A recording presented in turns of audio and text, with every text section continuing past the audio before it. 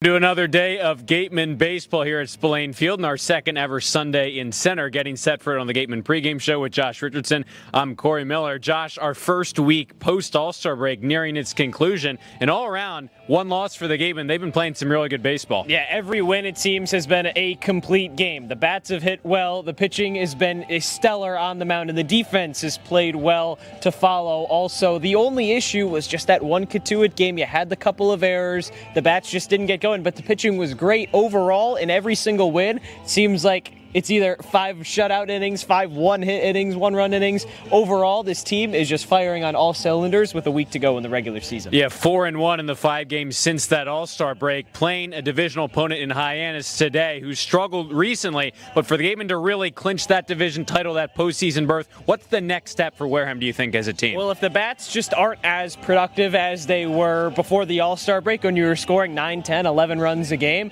now you turn to, okay, well, if you get guys on the bases, have him swipe some bags. Braden Randall had 4 stolen bases yesterday. Colby Turner had 1. Chase Cruson had 1. If you can just kind of get moving on the base paths and just show off that speed, get guys into scoring position without having to put bat on ball, it's going to help your team and help your chances of winning ball games.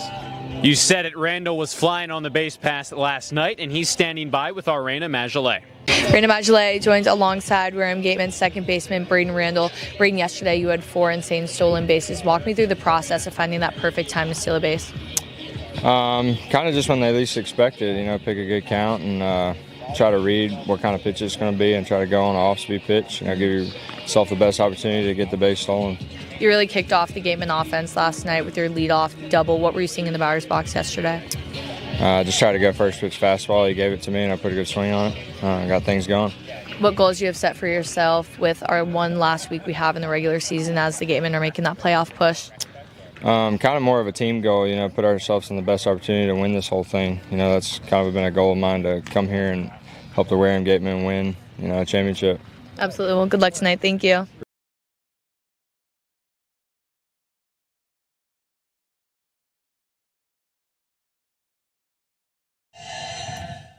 The Gatemen looking for win number 19 of the summer in the stretch run. Lineups and first pitch coming up next from Spillane Field.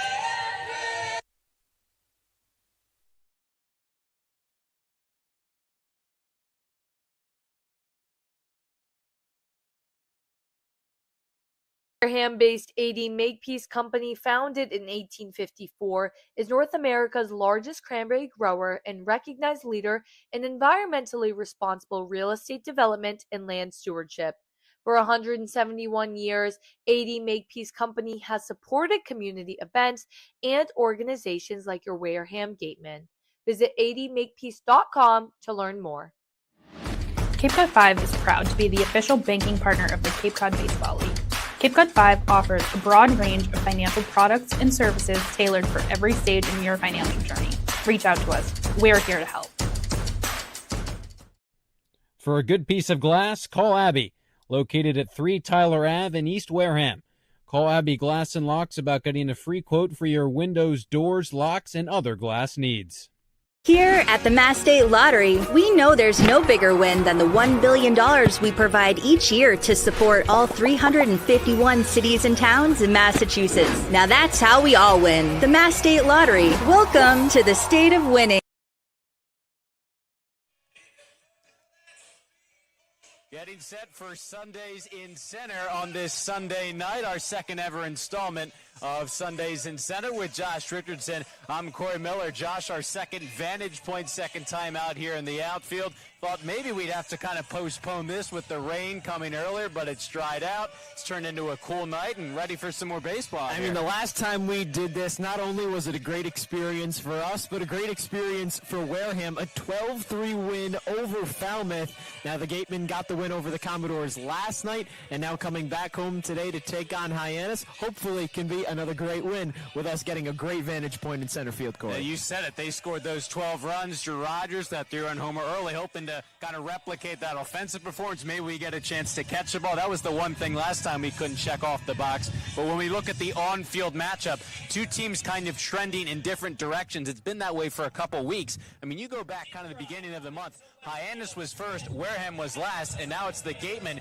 making a push to clinch that division title, and Hyannis at 13-17-3, they're in fourth place. Even if you go back to the last 10 games, Cory, when these two teams met 2 weekends ago at McKeon Park, the Gatemen were in, third or fourth at that point, and Hyannis was one of the top teams in Cape Cod, the number one team in the West Division. Wareham went in, won 3-2, and since then, the Harbor Hawks are 3-7, so really starting to fall off a cliff. You could maybe say that late game comeback kind of broke the Harbor Hawks, at least at this point now. Meanwhile, the Gatemen have been thriving as of late, 8-2 over the last 10.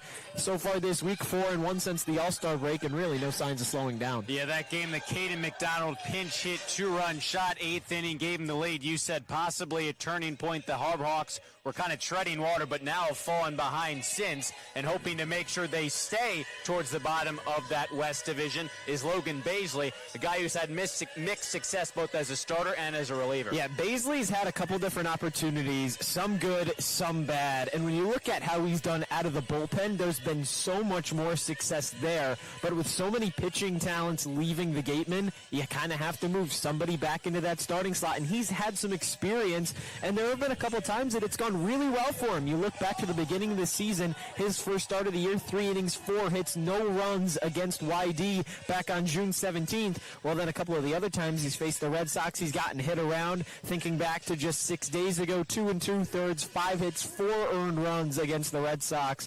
But a couple of the other times, he's been fine. Out of the bullpen, he's been great. Gatemen have had, some big spots that they've kind of turned to him out of the bullpen, and he's been solid overall. So just kind of hoping that against a Harbor Hawks team that's really reeling, you can kind of attack that lineup and get a win with Baisley on the mound. Yeah, 2 saves out of the pen, but an 8.80 ERA, facing a Harbor Hawks order that begins with Owen Prince, Parker Brocious, and Jeff Luigi at the top, 1 through 3.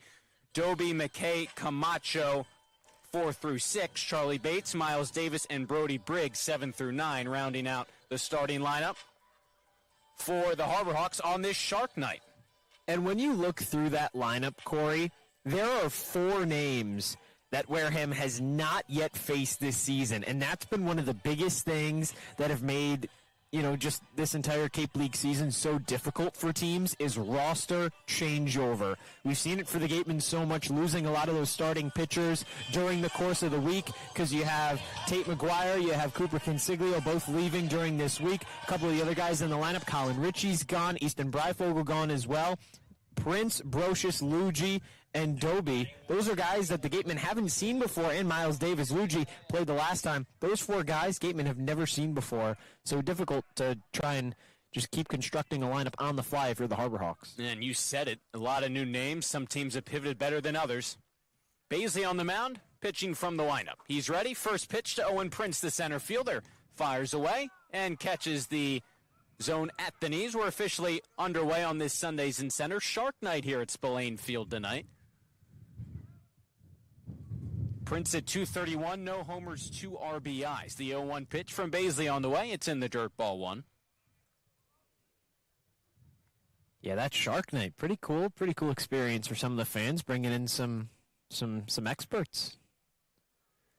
Talk before the game, and how about some of our graphics too, incorporating them? Did Abby Smith, one of our producers. Baisley working to Prince. Lefty hitter out of VMI. And the Harbor Hawks at 13-17-3.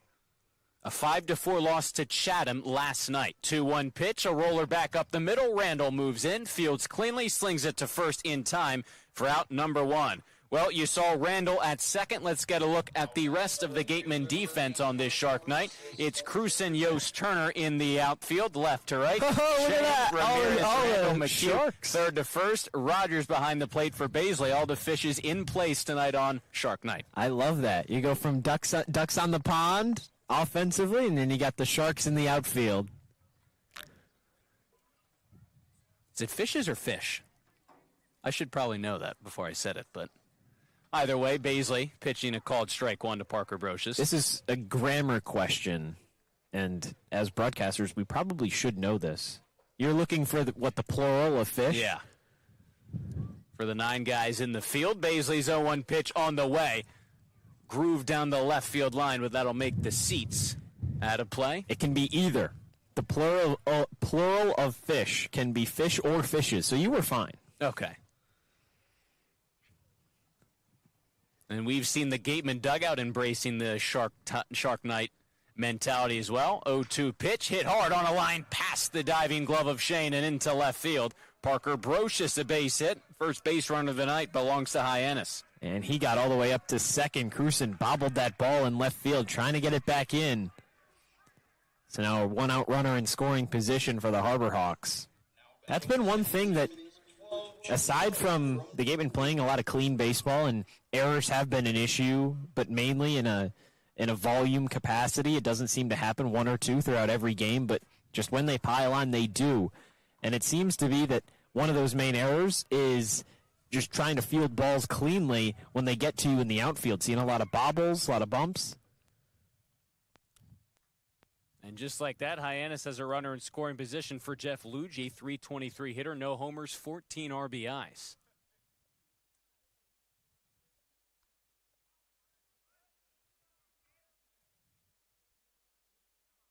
The Gatemen 4-1 since the All-Star break. That includes a 3-0 win over Falmouth last night after dropping one to Cotuit 2-1 Friday. This concludes a 3-game weekend stand against divisional opponents, starting with Cotuit, Falmouth last night, Hyannis tonight. Before an off day tomorrow, the final regular season off day for the Gatemen before 6 straight to conclude the regular season. How crazy is that already at that point, Cory? Just 6 games left before the playoffs. It'll be a 1-1 to the swinging Luigi. Officially a hit and an error charge to Cruson on the Brocious knock. He's in scoring position. Count 1-2 on the second baseman, Luigi. Paisley pitching from the stretch. Throw behind Brocious at second, dives back safely. Just thinking back to really 3 weeks ago today was when the Gatemen offense finally found its groove in that 16-9 win over Cotuit. But entering that game, Wareham was 12-6 or 6-12 rather, and at this point we didn't know if they were going to end up making the playoffs. That one rolled foul, and again, it's two teams that have really just flip-flopped spots in the standings. Because now Hyannis is fighting just to make the playoffs and stay above that 5th spot in the division. They're only 2 points above last place Falmouth. They only trail Cotuit, who sits in 3rd after losing to Bourne last night by a point, but still fighting for their lives, bottom of the division. Basie will do it again on 1-2. Luigi skies it in the air, shallow center. Yost charges in, settles under it, makes the catch. Brocious retreats to second. There's 2 away in the first. And at this point, Wareham has that, what is it, a 4-point lead over Bourne now? So they're kind of playing with house money as it stands. Just trying to extend that lead, and the more the Gatemen win, the better that can be. They're close to, we were talking about it a little bit before the game, is what's that magic number to clinch the playoffs? And it obviously still needs some help with other teams losing, but they're right there, and if they keep winning, that's going to be no problem. Soon it's going to be how many games until they clinch that 1 seed. 0-1 on Jay Stobie. Left fielder out of Nevada, hitting .280, no homers and RBI. And the interesting thing is, potential playoff matchup if the current standings hold. Gateman would get that 1 seed in the West. The 0-1 from Baisley. Cracked in the air, left center field, it's down for a base hit. Brocious around 3rd. He'll come in to score the game's first run. Cruson fires it in. Up to second on an RBI double is Jace Doby. Hyannis strikes first. It's 1-0 Harbor Hawks.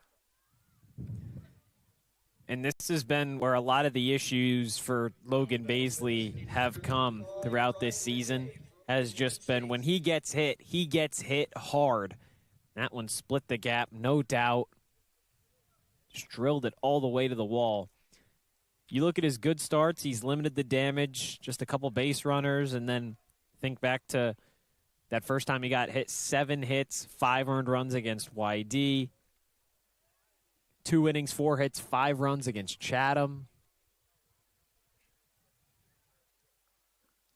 And it is interesting because he's been thrust into some pretty high leverage spots out of the bullpen. Obviously so, that's why he has 2 saves. You go back to his last start, that was against YD. 2 2/3 innings pitched, 5 hits, 4 earned runs.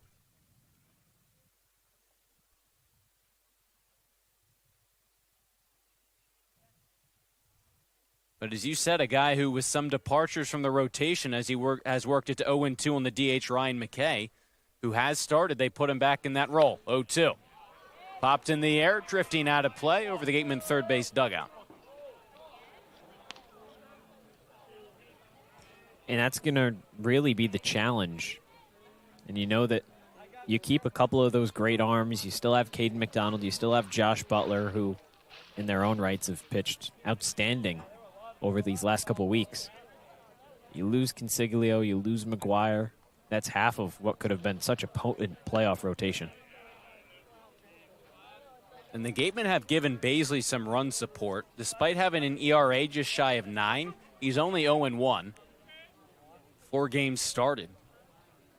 McKay, the DH, one of the guys for the Harbor Hawks who has spent a majority of the summer here with Hyannis. Behind in the count, 1-2. Runner on at second, 2 away. Pitch by Baisley is smoked into center field. Hanging up right at Hayden Yost, who makes the grab to end the top of the first. 2 hits, 1 run, and an error for the Harbor Hawks in the top half of the first. We played half an inning. It's Hyannis 1 and the Gatemen coming to bat on Cape League TV. Here at the Mass State Lottery, we're known for our monster wins.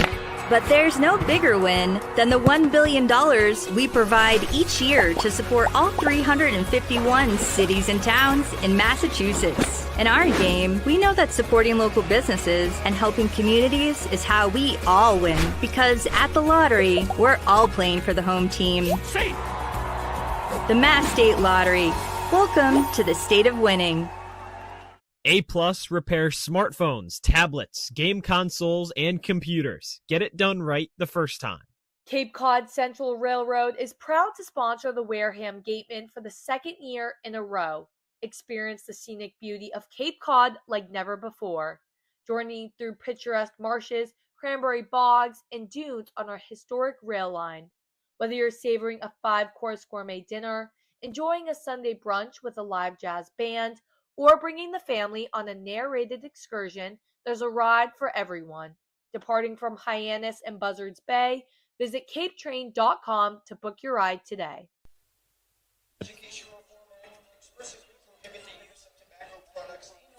Back here, Sunday nights in center, getting set for the bottom half of the first. Eddie Copper, the righty out of South Carolina, he'll be making the transition to Charlotte after entering in the transfer portal. A guy in Copper who got the final 3 outs of the opening day loss for the Gatemen for Hyannis, making a start here for the Harbor Hawks.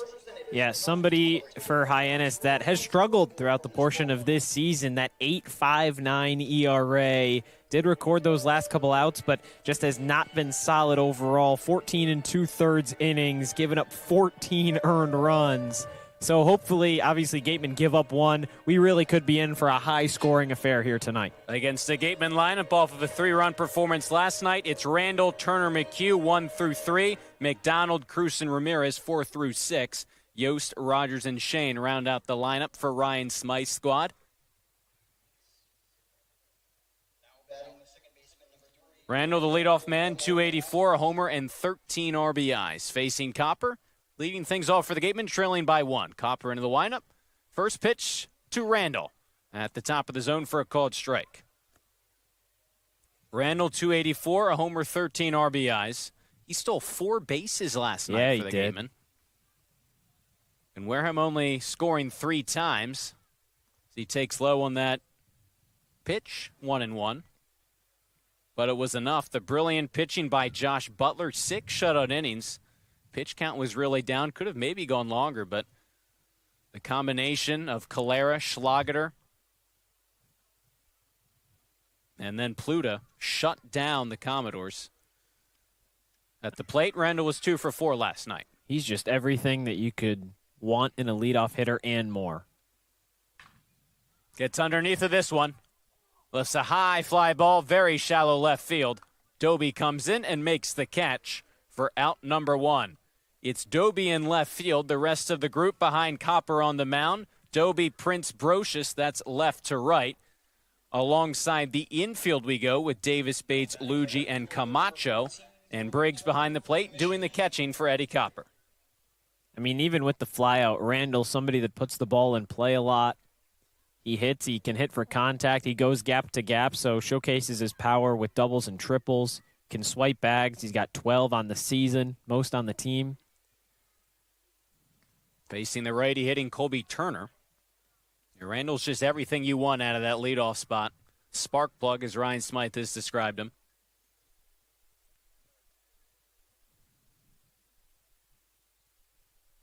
Copper on the mound. 0-1 to Turner. Way out in front of that one. Turner again getting the start in the second spot in the order. Someone who Ryan Smythe praised last night. Turner didn't have any hits, but he got on base twice via 2 separate errors. Drove in a run. Scored another. Takes outside right there.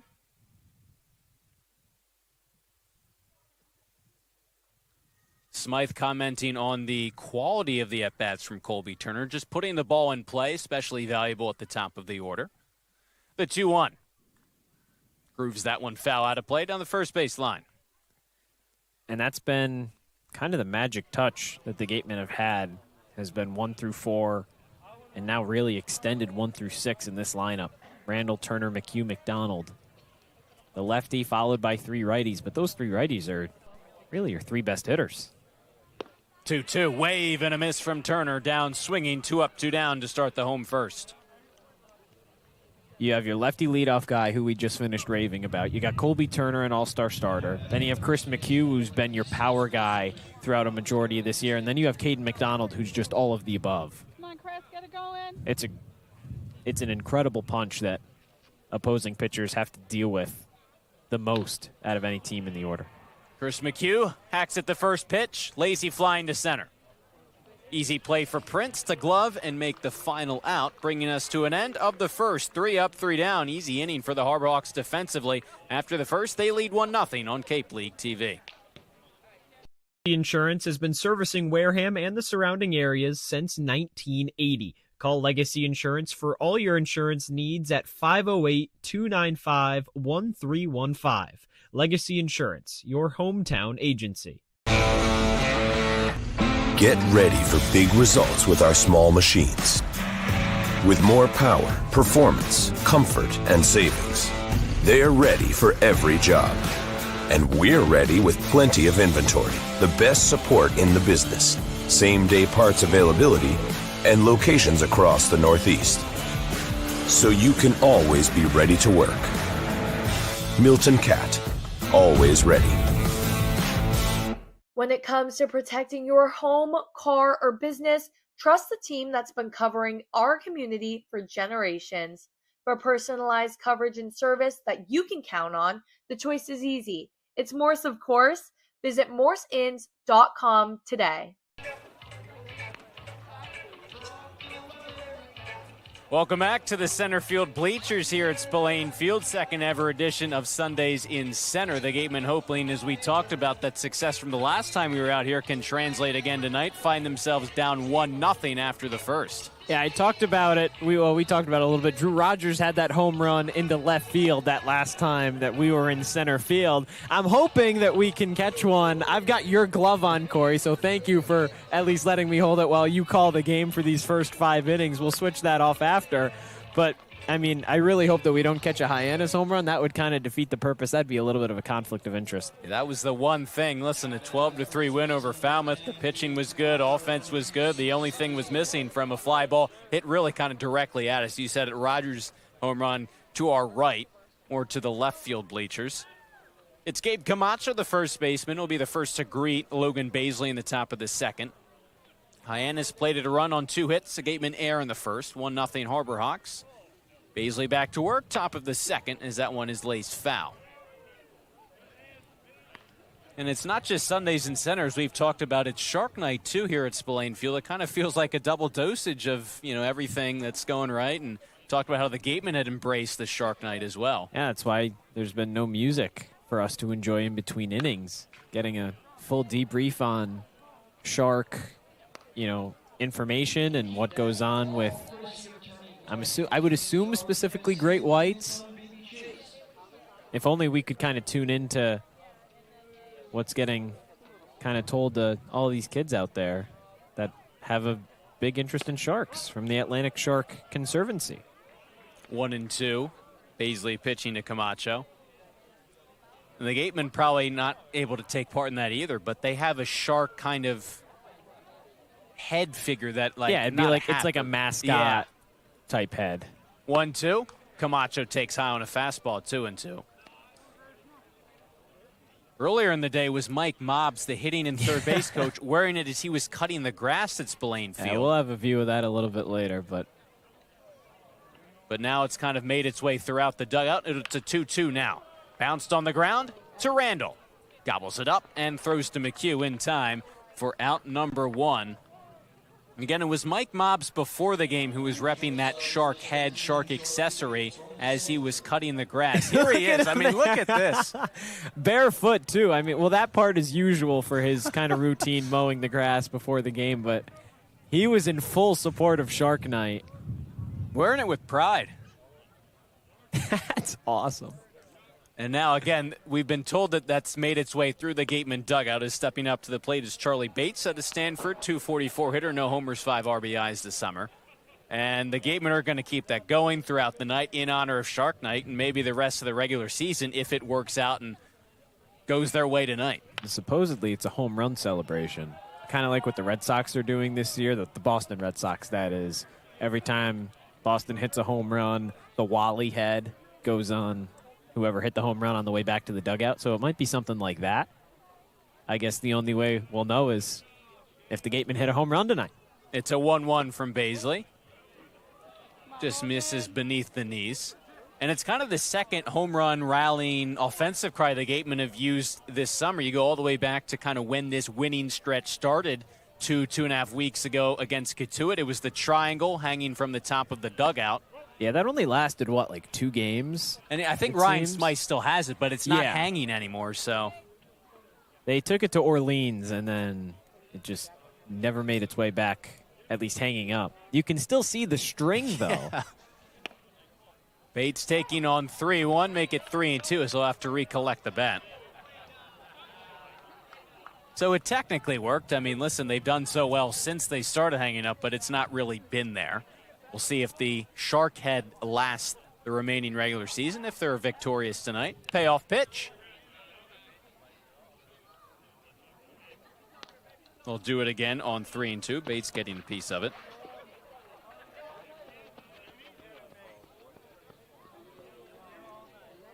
An Hyannis team that is 1-4 since the All-Star break. Their only victory as Baisley comes home on the full count pitch, misses outside. First walk issued by the Gatemen righty tonight was a clobbering of Bourne in a victory for Hyannis that actually helped the Gatemen because the Braves the number 2 team in the division right now. Yeah, the more that Bourne can lose, the more that Katuitt can lose, the better off Wareham will be. And obviously it helps if the Gatemen can just keep winning and help themselves. You don't have to worry about everything else as much, but a little bit can go a long way sometimes. Miles Davis hitting just 103, no homers, 3 RBIs for the third baseman. And it's interesting because Bourne and Katuitt played last night. They were tied heading into extra innings, and that was a situation where with the Gatemen win, if that score remained tied, Wareham would have picked up a point on both squads. There goes the runner for second. Pitch a called strike, throw down, tag applied in time. Rogers to Randall. Bates retired, caught stealing for out number 2. Beautiful. That's been one of the saving graces for Drew Rogers. His bat hasn't gotten going as much as I'm sure anybody in the Gatemen dugout would have liked, but he can still throw out runners like the best of them. Just a quick pop time, toss down is on the money. And Randall right there to apply the tag. Just perfect execution. Rogers back in the lineup. Eris Rivera getting the night off behind the dish after a start last night. 1-2 now on Davis. Baisley hoping to face the minimum in the top of the second. 1-2. High chopper. Randall shading up the middle. Gets the high hop, then loses it on the transfer. Davis will reach to continue the inning. Yeah, Davis has some speed. He was moving along that line. Randall finally fielded it, but just chopped so high that as soon as he got it in his glove, he wanted to transfer it so quickly that he knew his internal clock was kind of running out. Just dropped it. Tough break. Randall at 5'9". He's been really solid defensively all season, but it seems like, as most of these infielders have, they've only gotten better as the summer's progressed. Goes down as a base hit for Davis. And now it's Brody Briggs, the catcher out of the 9 spot in the order. First pitch from Baisley by the swinging Briggs. It's 0-1. To finish that point on the Katuitt-Bourne game last night, with the Braves coming away with the win, Wareham does not pick up any points on Bourne, so still 4 points above the Braves entering play today for first place, but they do pick up 2 on Katuitt. The Kettleers in third place, 6 points behind the Gatemen. Wareham's still the only team in the West with a winning record right now. That's got to feel good. Pitch to Briggs, taking a called strike, 0-2 on the catcher. And you think about it, they're only one of 2 teams across Cape Cod with 18 wins. The other is Harwich, first place in the East. They just have 3 ties rather to limit the 12 losses. 5 straight for the Mariners. 0-2 pitch. Flied in the air. Center field. Yo shifts over. He's there for out number 3. A couple base runners for the Harbor Hawks, but nothing more. Clean inning for Logan Baisley to limit the damage in the top of the second. Harbor Hawks still up by a run. We move ahead to the bottom of the second on Cape League TV.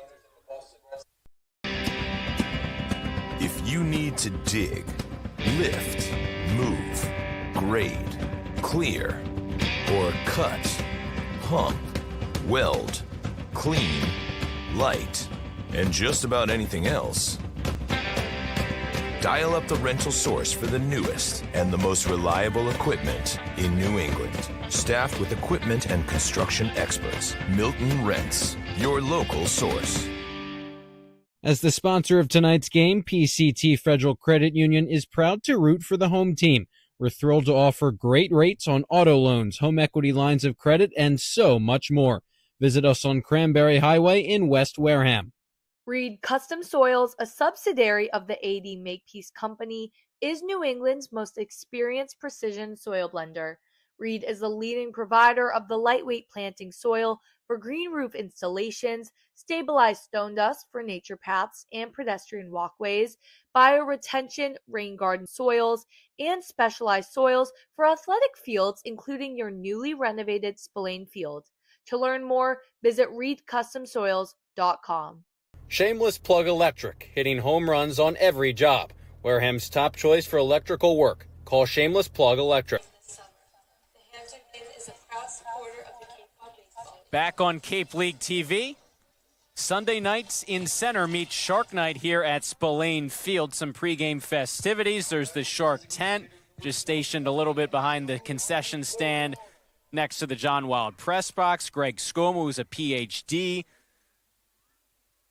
from marine fisheries biologist at Martha's Vineyard Fisheries. He was there tonight before the game, talking to some of the kids and other people about specifically great white sharks.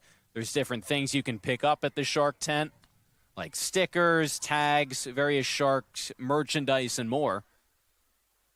I got to say, the Wareham, we were talking about what the Gatemen are repping, that shark head, that's got to be the best piece of merchandise we've seen. That's so cool. It's just fun, right? And I was thinking about this, Cory.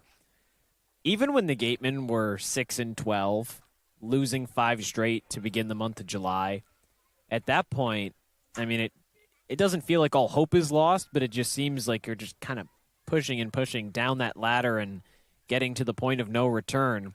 And then they bring in the triangle, and then things start to turn around. What team is doing that? Who has more fun than the Gatemen? What other? I know we're a little bit biased because we see this team every day. We're around them for 40 games out of the summer. But who has more fun than they do? And I really don't know. It's hard to think of one, as it's 2-2 on the DH, Caden McDonald. They get along so well, both on the field, off the field. Everybody seems to always be clicking and hanging out. And it just makes for great entertainment when they're on the field as well because they're playing well now. And it obviously is easier to enjoy your time when you're playing well, but they had to break out of that to start July. The 5 straight losses, the 7-air game against Falmouth capping that off. We've noted that.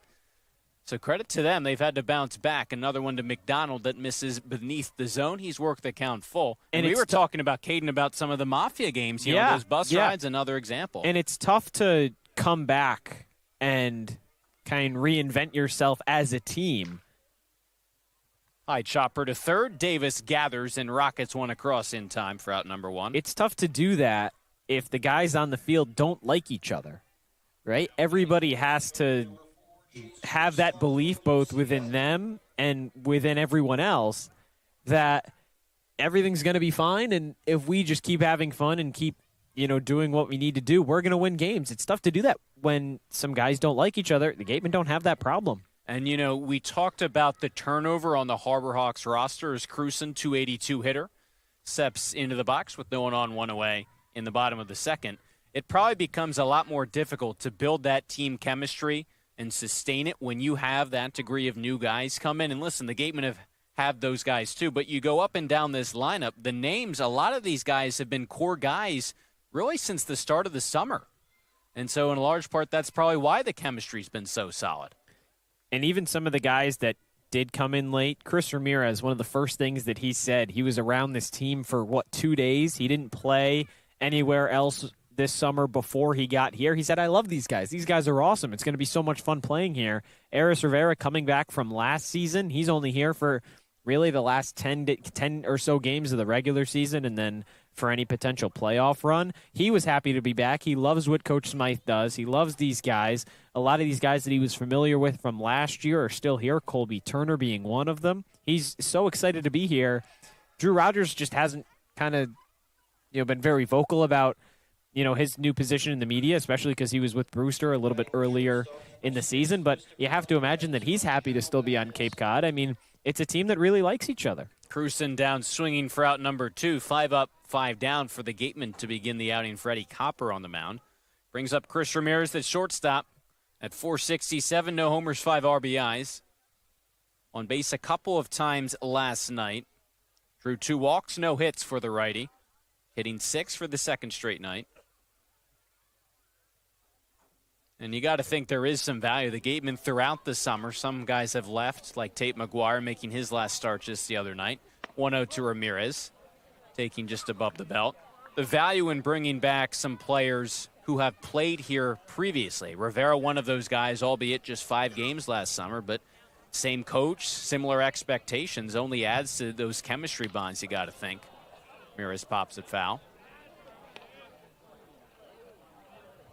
Colby Turner, another example.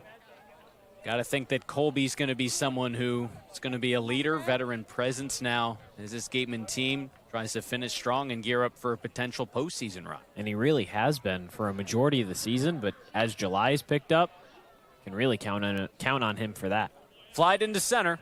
Prince settles under it. He's there, makes the grab for out number 3. Eddie Copper has stymied the Gateman bats through 2 innings. 6 up, 6 down for Wareham. They trail by 1 as we advance to the 3rd on Cape League TV. Getting a good personal injury attorney is very difficult. If you or a family member has been involved in an accident, hurt at work, suffered a slip and fall, or have been injured due to negligence of someone else, contact the lawyers at Reedy, Kiernan, and McNally, LLP today. They are experienced trial attorneys who practice in all of the courts in the Commonwealth. The firm has been recognized by Best Lawyers in America for outstanding legal representation.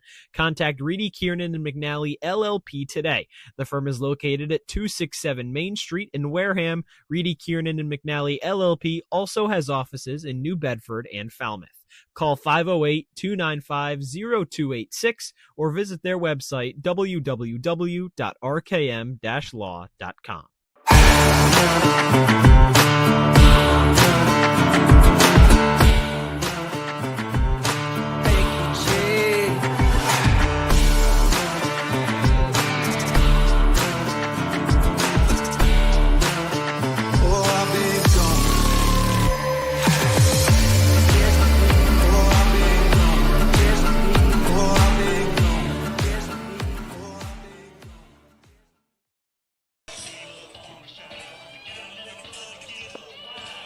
Some overcast skies here at Spillane Field. Fans have started to file in, though, after some afternoon showers, just kind of scattered in. Good attendance for some Sunday night baseball. Sunday nights in center. Josh and I out here in the center field bleachers for the 2nd time this summer. As you can see, some fans behind us, both to our left and right. Hoping their Gatemen can come from behind, down 1-0 with the top of the Hyannis order due up right now. A little windy, a little cloudy, but overall. Well, we were trying to stay dry for a lot of pregame, Cory, because I really hope that, hold on, stay on us for a second here, Chuck and Abby, because you brought, I want to say, 3 umbrellas from your car that we stayed dry with. You were prepared, and I thank you for it, because while you went back to your car to do your prep work, I stayed here watching the Red Sox game and kind of just covering up with the umbrella. But you stayed dry, though. I did stay dry. And last time I was somewhat prepared, but not prepared enough because it was a complete opposite day where the sun was shining down on us, and I think we both got a little bit sunburnt that day just being out here. Owen Prince at the top of the order, grounded to second his first time up. Well, you were more prepared than me that day because I forgot my sunglasses. Well, no, I didn't forget my sunglasses. My sunglasses broke. And so our producer, Chuck Luarasi, graciously went out to Walgreens and got me a new pair that I got to use for that game. Roller to second. Randall charges, gathers, and throws for the second straight at-bat. Prince retired on a ground out to the second baseman, Randall. And you've worn those with pride since then. I have. They're great sunglasses. There's another pair in my car as well because during All-Star Weekend, we both went up to Maine to spend time up there on vacation, you could call it, for 2 days, and I forgot those same pair of sunglasses here at the field, and I had to purchase another. Right fielder Brocious, his second at-bat. Scored the game's only run so far. High chopper foul. When I have the choice, though, I do use the ones that Chuck got me. You got a couple options now at the very least. It's Baisley's third inning of work. Again, just the 1 run allowed. Brocious advanced to second on an error by Cruson in the first. The run by Baisley still earned, though. It's interesting, obviously, we just played 2 1/3 innings so far, but both Copper and Baisley on the mound came into this game. Similar ERAs, both over 8, and so far the Gatemen don't have a hit. It was a good first inning for Hyannis, but Baisley's limited the damage. But, the past 2 nights for Wareham have been kind of classic pitcher's duels. Yeah, they have. And a part of that also plays into the fact that Wareham, over the last 7 days, has the lowest ERA across Cape Cod. Entered today under 2 at 1.93, 41 Ks in 44 innings. Now, obviously, you'd like the bats to pick up a little bit more, but for the most part, they've gotten the job done this week. Just maybe not to the 7, 8, 9 runs that Wareham was consistently putting up for the 2 weeks prior. Full count now. Baisley pitching to Brocious. It'll be a payoff pitch upcoming. Ryan Smythe has talked about the pitcher's duel. Obviously a tough loss 2-1 on Friday after 5 2/3 scoreless for McGuire. Allowed just 1 unearned run. 3-2 pitch. Brocious swinging, coming up empty. Nice job by Baisley to get out number 2. But just mention how, Wareham was down 2-0 heading into the bottom of the 9th. There was fight at the end. The Gatemen got that 1 run, but some timely defensive mistakes were kind of the difference. But you go back to last night, no mistakes defensively, no errors, swing and a miss there from Brocious. The Gatemen got those 3 runs early. Yeah, they'd probably like to score some more, but Josh Butler and then the 3 arms out of the bullpen, just absolutely brilliant. But if that's what you're going to get from your starting rotation, what else do you really, want at that point? Obviously, the bats would be good, but I think that's a part of it is the offense kind of felt that if they didn't put up 7, 8, 9 runs a game, then Wareham would be losing a lot because a lot of those arms just struggled to start the year, and it was shown by the ERA really up until these last 2 weeks during that losing streak when the Gatemen dropped to 6-12 on the year. The ERA was 9th or 10th across all of Cape Cod. Now, on the season, it's up to 3rd. So it really just shows the progress that it's made, and the offense doesn't have to have as much of a weight on its back. Second at bat for the night for Jeff Luigi. Fly out to center. Second baseman at 323. No homers, 14 RBIs. Glenn Hannington hoping this pitching trend of dominance continues, present for the Gatemen. Enjoying some Sunday night baseball. 2-1 from Baisley. And it is an interesting question as the count moves to 3-1. How these last couple games will end up down the stretch, because we know this Gatemen team can score runs. They put up double digits last time we were out here in center field not too long ago. Baisley comes home on the 3-1 pitch. Luigi spoils it. 3-2 now. But recently, the offense has been there, but not to the extent the pitching has. But I think the good news for Wareham is overall the theme post-All-Star break has been just a lot of 9-inning solid performances all around in all three facets of the game. Something else that's some pretty good news. Only one game against a team above 500. That certainly helps. They'll do it again on the payoff pitch with 2 away. It's Brewster. That'll be on the 31st. But you look at it overall, you have the off day tomorrow. Chatham, last in the East. Bourne, so a big one, but they're still under 500. And then Brewster, Katuitt, Falmouth, Hyannis. Some of the worst teams across Cape Cod, and Falmouth and Hyannis, the 2 worst in the West, that is. And you have Bourne and Katuitt, who were second and third place in the West, but still under 500, so not playing winning baseball. Bourne obviously on the 30th. That's going to be a huge game for Wareham. Good battle at the plate right now. Another 3-2 pitch from Baisley, and once again, they'll do it again. Speaking of front office execs, there's the GM, Jay Spinelli. Everybody's here for Shark Night. Didn't want to miss it. Rain has already come and gone so far tonight. Bounced in the dirt. Credit Luigi won the battle and works a walk on the 9th pitch of the at-bat to keep the inning alive for Jace Doby.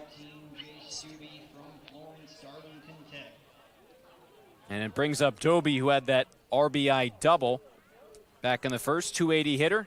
No homers, now up to 2 RBIs on the summer. Yeah, and with the 2 outs, you'd have to imagine that on the crack of the bat, Luigi's going to be off and running. So if Doby places something in the gap like he did back in the first, could be danger. Could be the second run of the game for Hyannis. Already up by a run. Gatemen and Harbor Hawks here on Sundays in center. 0-1 as it catches the inside corner. Hyannis is 3 hits to the Gatemen 0. As part of a rotating core of hitters for the Harbor Hawks late in the season, a lot of guys have come and gone as we've talked about. Quickly 0-2.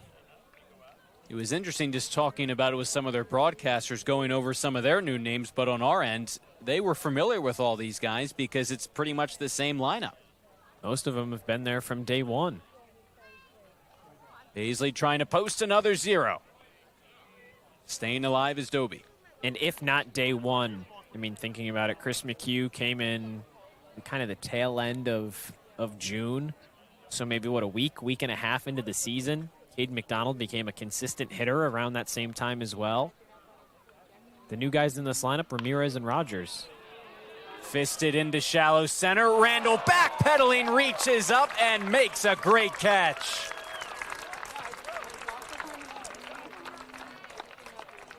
Braden Randall needed all of his frame to haul that one in. A great play to end the top of the third. Baisley out of some trouble.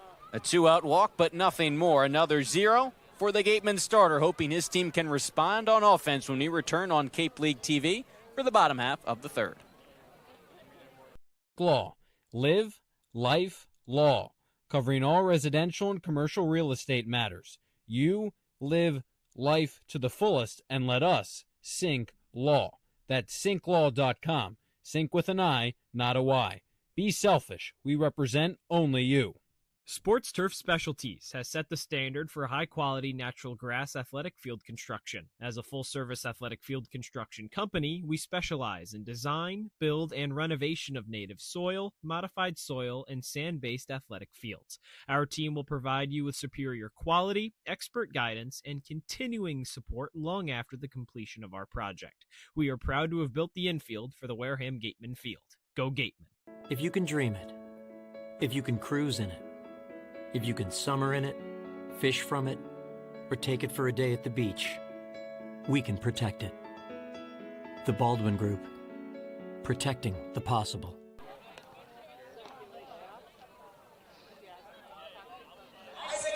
Logan Baisley and the Gatemen got out of the top of the third without allowing a run, but that inning could have continued and gotten a lot worse if not for this great play by Braden Randall. I mean, drifting out, moving to your right, and then flipping your shoulders, turning your hips back to your left to make that catch over your shoulder. I mean, that is a tip-top play out of a second baseman to make. That is not easy, no matter what your position is. We got a pretty good vantage point of that play from out in center field as the center fielder Hayden Yost takes a called strike on the inside corner. Yost at 228, 2 homers, 8 RBIs, a guy whose bat has been trending upwards for the Gatemen. It's second just a couple nights ago. Gets a piece of that one. It's quickly 0-2 for the lefty. Yeah, he's on a 7-game hit streak right now with 3 extra base hits, 2 doubles, and a home run during that span. He has been on fire for this Gateman squad. An RBI single, 1 for 4 last night. In the dirt, 1-2. And a lot of those outs as well have come on some sharp ground outs, usually over to his pull side. That first baseman scoops it pretty cleanly, but definitely any sort of misplay, change in positioning, could be another hit for him. Hard hit through the hole into left field. That's what he's been doing. Continues. Hayden Yost gets the Gateman's first knock of the night. He's on to begin the bottom of the third. Way to go the opposite way if you're Yost there. I mean, that was just a perfect piece of hitting. Fights off that pitch outside, moves it back over into left field. That's textbook from your center fielder. And it really was interesting at how much he struggled offensively to begin the summer. Again, the defense has just been brilliant all summer long in center, but this was a guy who was SEC Player of the Week, first week of May. And sure, there was a layover as Drew Rogers takes one down for a ball between May and then coming up here to June. But it's not like his bat wasn't productive to end his collegiate spring season at Florida. And you go back to his high school days at Sickles High School under Eric Luxus. This was a guy who kind of graded out as a 5-tool player. We've seen the defense. We're seeing that hit tool. The speed's there. Has a good arm. We've seen a couple homers, so he's starting to really put all of those 5 tools together. Well, and think about this, Corey. He has a higher OPS now than Chase Cruson, who's hitting 278. Cruson, one of the fastest guys on this Gateman squad, just not hitting for as much power as Yost is. That's just because Yost has a couple extra home runs. But still, when you compare it overall, I mean, that's the highest his OPS has been all season. He's playing well and peaking at the right time. You just hope that he can really keep this up, and this is sustainable for the remainder of the regular season and hopefully the playoffs. Cruson, an all-star as well. Meanwhile, it's 1-2. Copper pitching from the stretch for the first time, and he retires Drew Rogers with the strikeout. Rogers just still need him to get into that groove. He's 1 for 20 this summer now. Still that 1 home run. Copper's been sharp on the mound, just the 1 hit allowed. Drew Rogers now 1 for 20 as a Gateman. Now it's Vance Sheehan, 176 hitter, a homer, 7 RBIs. Again, Copper has not made a ton of starts as he gets that one by the swinging Sheehan. Talking to him throughout the summer, he's been mentioning how he's working his way back into a longer workload after Tommy John surgery. Spent the past couple years at South Carolina, now going to Charlotte next spring. Pitch to Sheehan, catches the inside corner. It's 1-2 to the righty. Last start was against Brewster. Went 3 2/3 innings pitched, 2 earned runs. Getting the vantage point of the righty out here in center field. Yost with the leadoff base hit, the strikeout. And now Sheehan joins Rogers, striking out in the bottom of the third. 3 pitches, 3 strikes, back to the top of the order. It's really not what you want from the bottom of your lineup, especially when you get that leadoff single, back-to-back unproductive outs, both strikeouts. Certainly less than ideal, but it is the bottom of your order, and those are the 2 guys that are hitting under 200. It's just kind of how it's been going. Sheehan got hot for that period of time there, but that bat is starting to trickle back down to the average. Randall takes upstairs a ball from Copper. Braden flew out to left to begin the home half of the first. Initially, this seemed like maybe, again, given the ERAs, both pitchers elevated over 8 on the summer. 2 guys who have been with these 2 teams since the get-go. That one sails outside. Thought maybe we'd be in store for an offensive showcase from these both squads, but besides the run in the top of the first for Hyannis, still just in the bottom of the third, the offenses have been quiet. Not a ton of hard hit balls into the outfield. 2-0 to Braden Randall. and make it 3-0 on the lefty with Colby Turner on deck. Love to get a guy in scoring position for Colby Turner here. Copper comes home quickly, 3-0. Randall swinging, flying it out of play.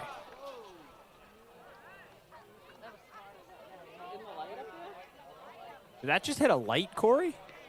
I think that hit the light. Wow. There was definitely an exclamation from all the crowd along that third baseline. You think that dent right there is from the ball? Certainly probable.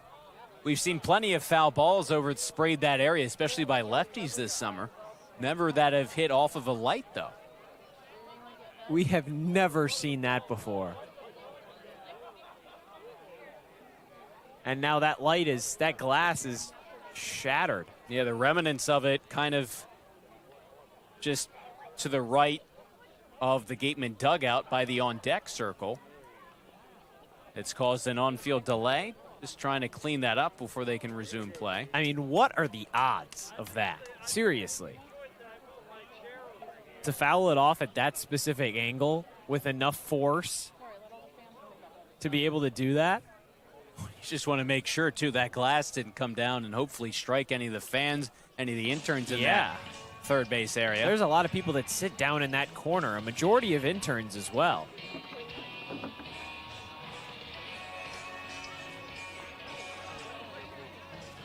Hope everybody's okay. Yeah, it was a 3-0 pitch hitting that light. It caught the side of it, but still, it was clear that glass kind of shattered from the bulb itself.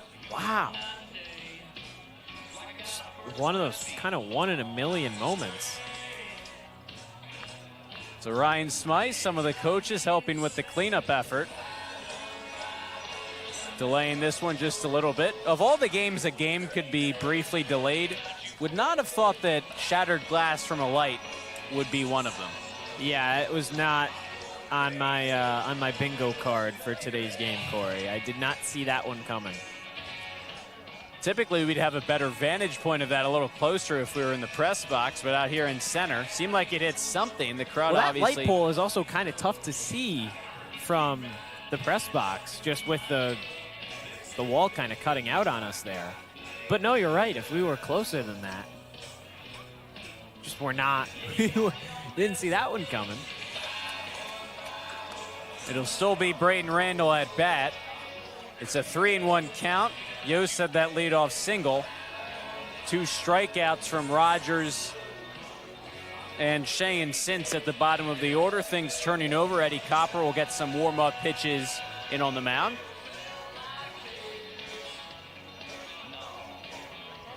There is some action in the Gatemen bullpen as well. A righty getting loose. They continue to clean things up by that Gatemen on deck circle. How about the Gatemen coaches springing to action right away? There's Eric Luxus, the pitching coach. Ryan Smythe next to him, the manager. They're busy before the game so much, throwing BP, mobs barefoot, mowing the lawn, mowing the infield. Now they certainly weren't anticipating something like this, but it's all cleaned up. We're back ready to go. It's almost like a shark took a bite out of that. Oh, I see what you did there, Cory. Seems like we're ready to resume play. Shark bait, hoo-ha-ha. There you go. Finding Nemo right there. I mean, it was a sizable dent, yeah. too, so. Look there at it that. is. I mean, when you foul it off with that much velocity, I was more surprised that it got up that high and it didn't clip the netting at all. That's tough to do. Because it is a pretty small target when you look at it. Eddie Copper back ready on the mound. Yost is off at first. There's 2 away. As we reset, it's Randall heading the count 3-1. There goes Yost for second. The pitch misses low. Ball 4. Ball gets away. Yost that big turn. Base on balls. Yost up to second. Randall jogs down to first. The Gatemen have 2 on for Colby Turner. I like the idea of being aggressive on the base paths if you're Yost there, because if that one got so far away from Briggs that he could have turned over from third, especially if it was kind of a lazy retrieval from Briggs, absolutely try and dash, and he made the smart move to stay put. because now you still have a runner in scoring position for Colby Turner. The first time the Gatemen have had a runner in scoring position so far tonight. Chance to, at the very least, tie this game up at 1. It's Colby Turner up at the plate, 0 for 1, a strikeout in the bottom of the first. Good speed on the bases for the Gatemen. Turner came in 247, 4 homers, 17 RBIs. He had no hits last night, but on base a couple times, drove in a run. That one skips in there. Blocked by Briggs. No advance. And again, Yost has some speed. Obviously, he tried to steal the base there, even if that was in the zone. So if Turner can put something into center field, Yost will be off with the crack of the bat. Should be able to tie the game. Wareham was ultra aggressive on the base path last night. 1-0 to Turner, make it 2-0, highlighted by Braden Randall's 4 stolen bases.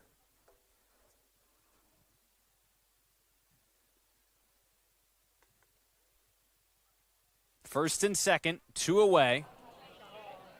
Spot for the Gatemen to tie things up. Hitters count for Turner, 2-0. The pitch. Taking at the knees, make it 2-1. Everybody's still just trying to pick up any loose glass. That's not something that you want to leave. Just hope everybody's okay from that. Just 1 in a million moment. 2-1 to Turner. 2-2. And it seemed like there was a decent amount of glass, whether it was on the on-deck circle, whether it was kind of out of play by where people sit down that third baseline.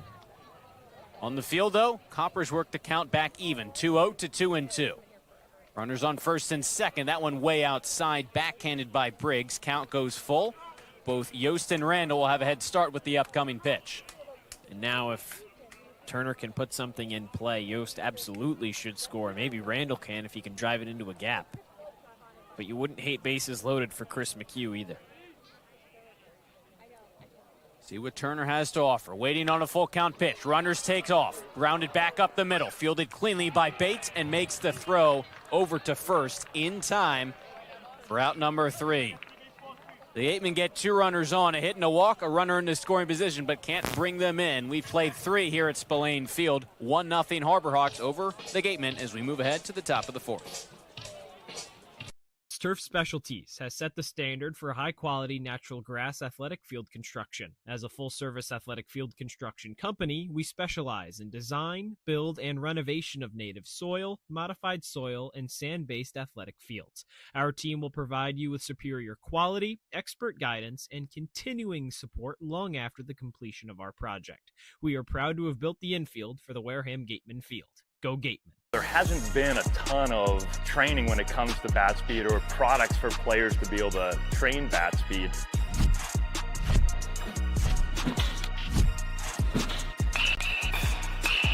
You can improve your bat speed and reach your goals working 10 to 15 minutes a day on this a couple of times a week. That's a no-brainer for every player.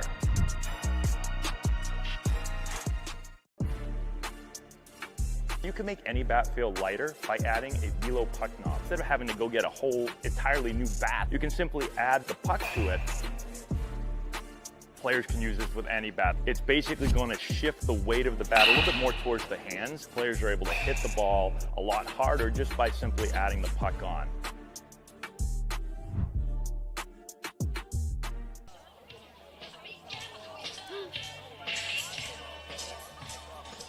Getting set for the top of the 4th on Sundays in center with Josh Richardson next to me. We got some Gatemen fans behind us in these center field bleachers, hoping the Gatemen can get the bats going.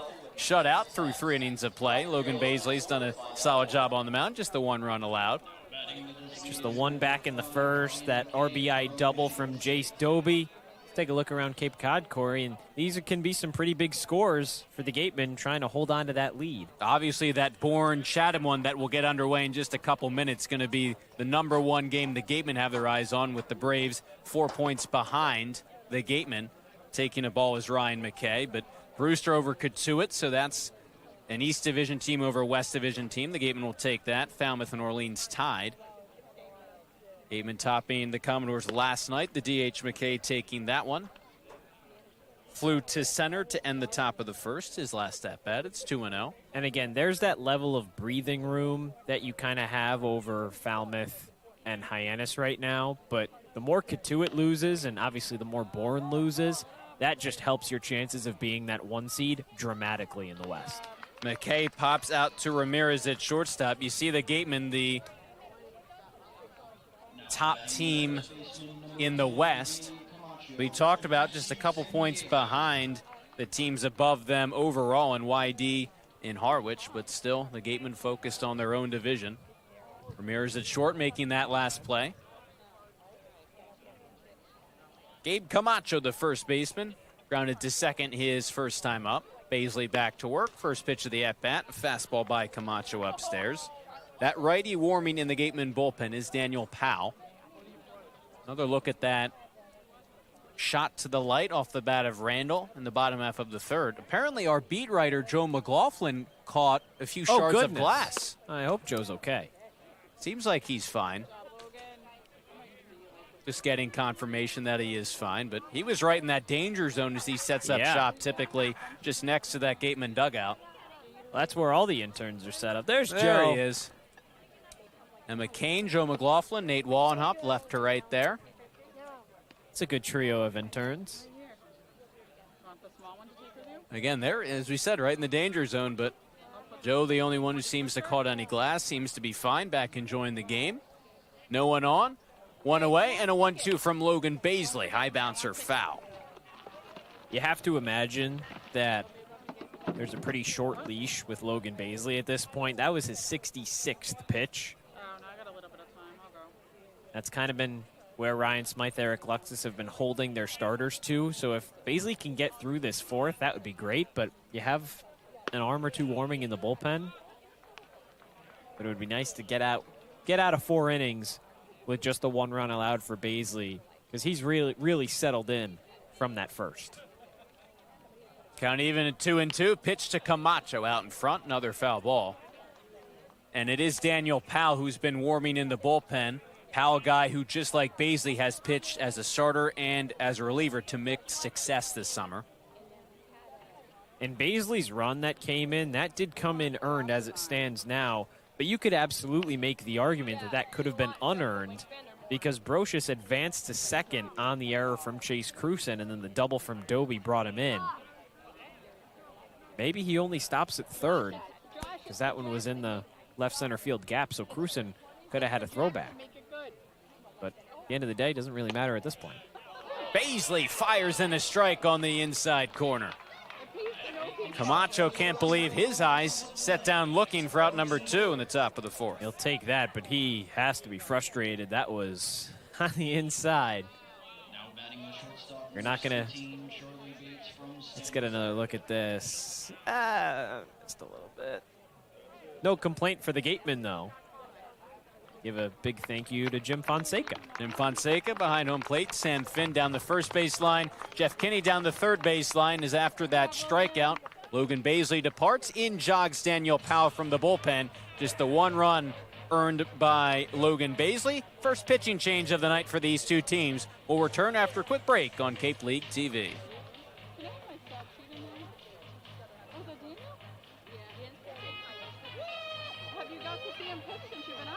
Wareham-based AD Makepeace Company, founded in 1854, is North America's largest cranberry grower and recognized leader in environmentally responsible real estate development and land stewardship.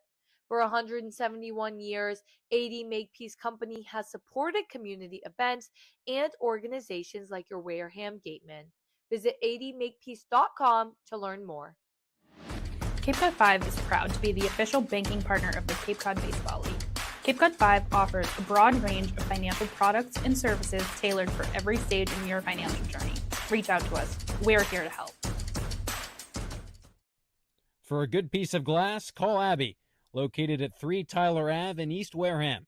Call Abby Glass and Locks about getting a free quote for your windows, doors, locks, and other glass needs. Here at the Mass State Lottery, we know there's no bigger win than the $1 billion we provide each year to support all 351 cities and towns in Massachusetts. Now that's how we all win. The Mass State Lottery. Welcome to the state of winning. Back here Sundays in center, the Gatemen trailing by 1. We've still yet to really see any offense or a ball, let alone hit our way. Yeah, I'm still waiting. I got your glove on, so anything that kind of gets hit in our direction, I am going to be sprinting for at least that, as much give as our headset can kind of give me. If you're fast enough, you could get it off, and then you got no constraints. Well, you never know. You are doing the play-by-play, so you don't need me as much.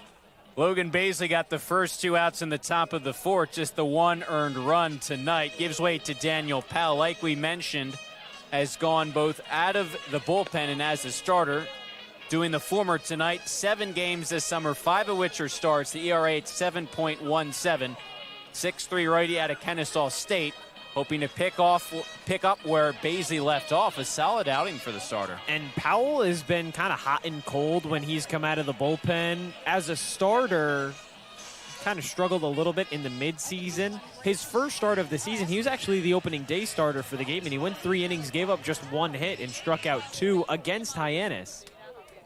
So great then, and then progressively as the season went on, in that starting position, started to struggle a little bit more and more. Came out of the bullpen against Chatham back on Tuesday. 3 innings, 1 run. It wasn't even earned, and he struck out 4. Didn't allow a hit.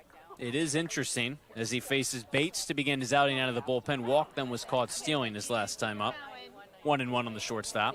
How you now have Daniel Powell on the mound, who started that opening day game against Hyannis, and then Eddie Copper on the other side, who got the final 3 outs of that same game.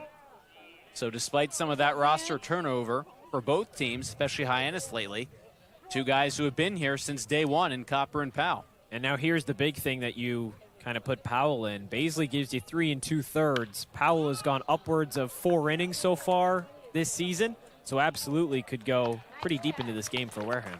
We got a good look at that flyout right there, just a little bit in front of us, but Hayden Yost tracked it down off the bat of Charlie Bates. Logan Baisley got the first 2. Daniel Powell got the last one to end the top of the 4th. Gateman still in search of that first run when we come back on Cape League TV. Here at the Mass State Lottery, we're known for our monster wins. But there's no bigger win than the $1 billion we provide each year to support all 351 cities and towns in Massachusetts. In our game, we know that supporting local businesses and helping communities is how we all win. Because at the lottery, we're all playing for the home team. The Mass State Lottery. Welcome to the state of winning. A-Plus repairs smartphones, tablets, game consoles, and computers. Get it done right the first time. Cape Cod Central Railroad is proud to sponsor the Wareham Gatemen for the 2nd year in a row. Experience the scenic beauty of Cape Cod like never before. Journey through picturesque marshes, cranberry bogs, and dunes on our historic rail line. Whether you're savoring a 5-course gourmet dinner, enjoying a Sunday brunch with a live jazz band, or bringing the family on a narrated excursion, there's a ride for everyone. Departing from Hyannis and Buzzards Bay, visit capetrain.com to book your ride today.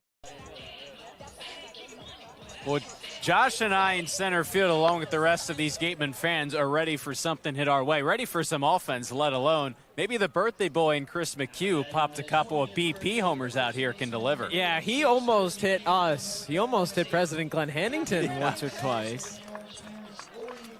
Just trying to get that first run of the game. Look at that. The Gatemen first baseman celebrating his birthday. And it's the second time, second edition, second installment of Sundays in Center. First pitch from Copper to be in the last of the 4th. Swing and a miss from McHugh. Where we're out here getting ready for the game where we have to be aware of the BP shots. And it was McHugh, who, as we talked about, was really hitting them out. Last time it was Colby Turner. That one bounced to the right side. Luigi maneuvers over. Bit of a wild throw, but hung on over at first by Camacho for out number 1. And now Turner, as we talked about, wasn't really hitting them our way during the BP when we were out here, but according to our producer, Chuck Luarasi, Colby Turner was doing some stuff with the metal bat before the game, and if you thought he could hit him a long way with a wooden bat, we could have seen that with a metal bat. Well, when we were out here for that contest against Falmouth, he hit one really into that alleyway behind us in the bleachers, which out to dead center, that's probably at least, 4 415, 420 feet with a metal bat. Chuck apparently said that he was probably hitting it out upwards of 430, 440. With that metal bat, he was hitting them, challenging the bleachers out here in left field. A big swing and a miss from McDonald, who grounded to third his last time out. It's a power hitter. That's what happens when you hit multiple home runs in a game.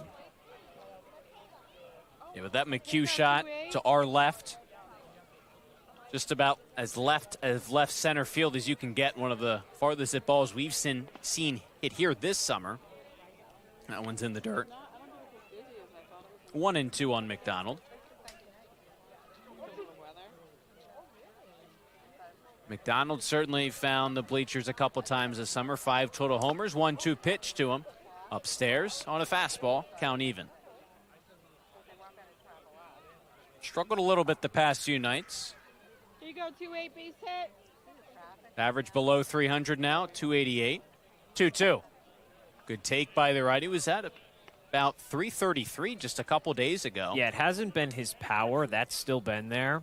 But the games, I mean, in his last 4 games, he has 2 home runs. But in both of those games, he was 1 for 4. So that contact is going down. That power has stayed. But clearly, his eye has not diminished whatsoever. He works a 1-out walk here. Good at bat by the DH McDonald. Got a chance to talk to him the other night, our most recent home broadcast. That was pretty cool. Shared some of the insight of the team. Talked about some of those Mafia games on the bus rides to and from away games. It's been one of his favorite parts of the summer, but also his ability as a two-way player, getting it done on the mound and at the plate this summer. Crewson struck out swinging back in the second. Eddie Copper still pitching a shutout for the Harbor Hawks. Fires in a fastball for a called strike. That was only Copper's 56th pitch of the night. We're here in the 4th. He's done well. Chase Crewson, we're getting word, was the guy who did bring that accessory shark hat that we saw Mike Mobbs wearing. Now, if the Gatemen do that celebration as a home run celebration, how great would it be for Crewson's first tank of the year to be when he brought the mascot hat? So it was Colby Turner that kind of pioneered the triangle, and now it's Chase Crewson who is leading the charge with the shark head. And we'll see how long that lasts.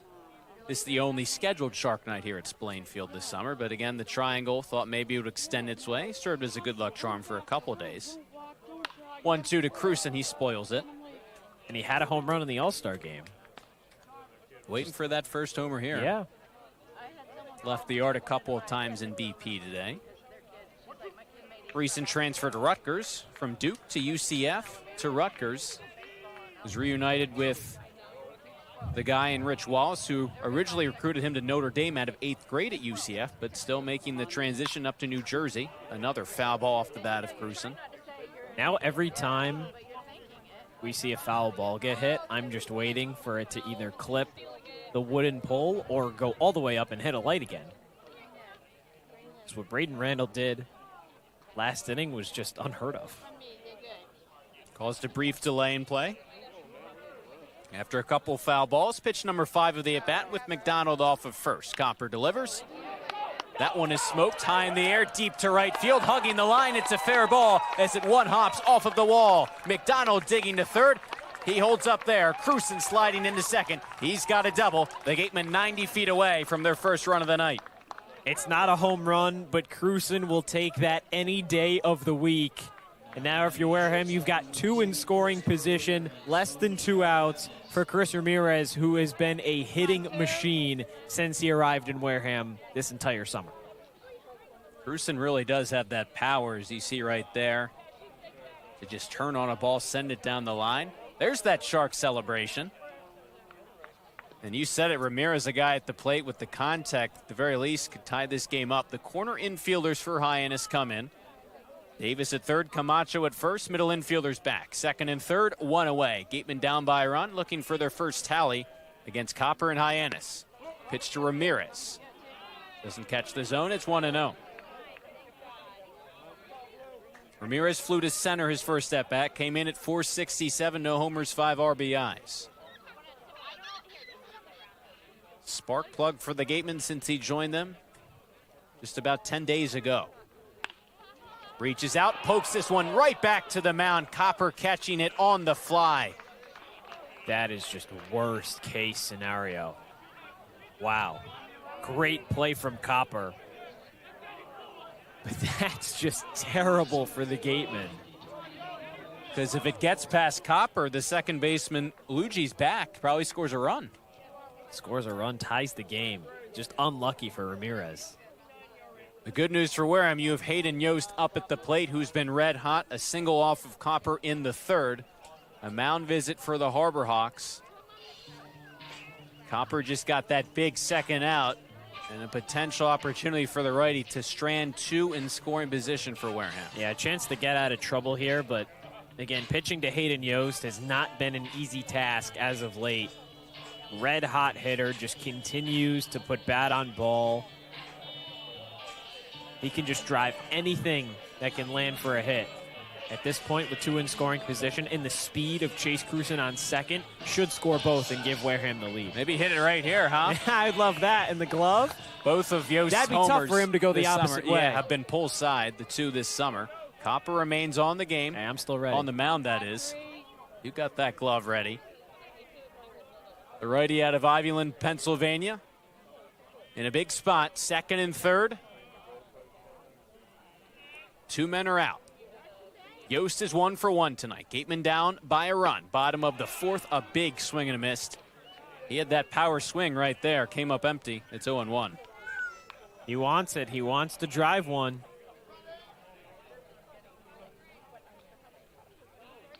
Wareham up to 2 hits tonight. Most recently the Cruson double, but then the liner back to Copper on the mound by Ramirez. Gave Hyannis out number 2. Yost taking below the zone, 1-1. And honestly, Copper has been very efficient. He's only walked 2 guys. I'm surprised there wasn't an intentional walk for Yost to bring up Drew Rogers, who's 1 for 20 this summer. But I guess you can pitch around Yost here if you want to. Big swing on that pitch. Lifts a fly ball out of play down the left field line. That's a good point. We'll see how aggressive Copper is with Yost, with Rogers on deck, who's struggled, but does have that 1-2 count now. Average for Yost is up to 238. That most recent single in the third, a guy who's below 200 for much of the summer. Can he come through here? 1-2 pitch from Copper. It skips in there, smothered by Briggs. No advance from either of the runners. It's 2-2. And Yost is battling in this count. Of course, at this point, you're just going to try and want to deliver something in the zone and try and induce some weak contact or maybe a strikeout. You don't want to lose him here if you're Copper. And if you're Yost, have that in the back of your mind. You see something in the zone, attack it. It's a 2-2 pitch. Yost taking, dips outside, payoff pitch upcoming with Rogers on deck. And again, now you have somewhere to put Yost to bring up a guy in Rogers who has struggled, to say the least. It's not worst case scenario if the bases go loaded here. For Hyannis, that is. How aggressive Copper is. Second and third, 2 away. The righty deals to Yost, swing and a miss. Yost goes down swinging. The Gatemen leave 2 in scoring position, second and third, only 1 out. Copper into and out of trouble. Still pitching a shutout through 4 innings. Wareham down by just a run. Hitting's not gone their way tonight. We move ahead to the 5th on Cape League TV. Insurance has been servicing Wareham and the surrounding areas since 1980. Call Legacy Insurance for all your insurance needs at 508-295-1315. Legacy Insurance, your hometown agency. Get ready for big results with our small machines. With more power, performance, comfort, and savings. They're ready for every job. And we're ready with plenty of inventory, the best support in the business, same-day parts availability, and locations across the Northeast. So you can always be ready to work. Milton Cat, always ready. When it comes to protecting your home, car, or business, trust the team that's been covering our community for generations. For personalized coverage and service that you can count on, the choice is easy. It's Morse, of course. Visit morseins.com today. Second installment of Sundays in Center. We get a look at what's going on so far through 4 innings. Another pitcher's duel that Wareham's involved in. Just 2 hits. Hyannis got that early 1-0 first inning lead.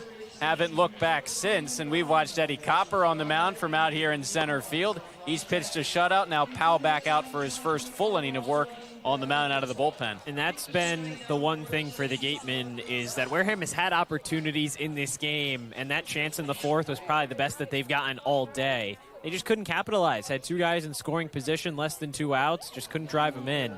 Still chasing that 1-run deficit from back in the first inning. Outside of that first, Baisley pitched pretty well, and Powell got out of that to end the 4th inning. Now you hope that he can kind of carry that over for really a majority of the remainder of the game. Powell got Baisley on the flyout to end that 4th inning, facing Davis, Briggs, Prince 8-9-1 in the order. That one sent foul down the third base line to begin the top of the 5th. You know, it's only the 5th inning, midway point in the game, but it is an interesting trend. Listen, every team goes through rough spots, both pitching and offensively, but this is a Gatemen offense, the way they've produced lately the past few weeks, that has risen to the ranks we've talked about at the past number of broadcasts, top of the league in average, hits, runs, homers, RBIs. But you go back these past 3 games against West Division opponents, as that one smacked foul. 1 run Friday against Scituate, 3 against Falmouth last night, and none so far tonight. Yeah. You get the 6 against YD and the 5 against Chatham to start the week. Even the 8 against Orleans. But these last couple days, bats have gone a little cold. Swing and a miss. Nice start to the 5th for Daniel Powell. Davis down swinging, 1 away. And again, it's going to happen at some point because it's just part of baseball. Teams go through rough patches. It's just interesting that a team that was grooving as well as the Firebirds, or the Gatemen, that is 8 runs off of Orleans pitching, all of a sudden since then just hadn't been able to carry over that success now in divisional play against 3 West Division teams, as you mentioned, the first 3 games post All-Star break against East Division teams, swinging the bats well. They scored 3 runs last night, but all in 1 inning, and nothing since. And I think the off day tomorrow will be good, so you can kind of have some time to prepare yourself mentally for these last 6 days of the regular season. It's going to be 6 straight games, and a lot of them going to be crucial for playoff positioning. Obviously, Wareham has not yet clinched a playoff spot, so still a little bit of work to be done there. But at this point, Gatemen are not thinking about just making the playoffs. They're thinking about trying to be that #1 seed in the West. And they're in the right spot to be in down the stretch. First place in the West. Briggs, count even, or 2-1 that is. Flied to center in the 2nd. Catcher came in at 178, 2 homers, 8 RBIs. Pitch from Powell, bottom part of the zone. Appeal to the field, no swing. 3 balls and 1 strike. The other thing is, in terms of some moves the Gatemen have made, some guys who have been banged up on the offensive side. Colin Ritchie, Easton Bryfogel, 2 outfielders, both released after yesterday's game.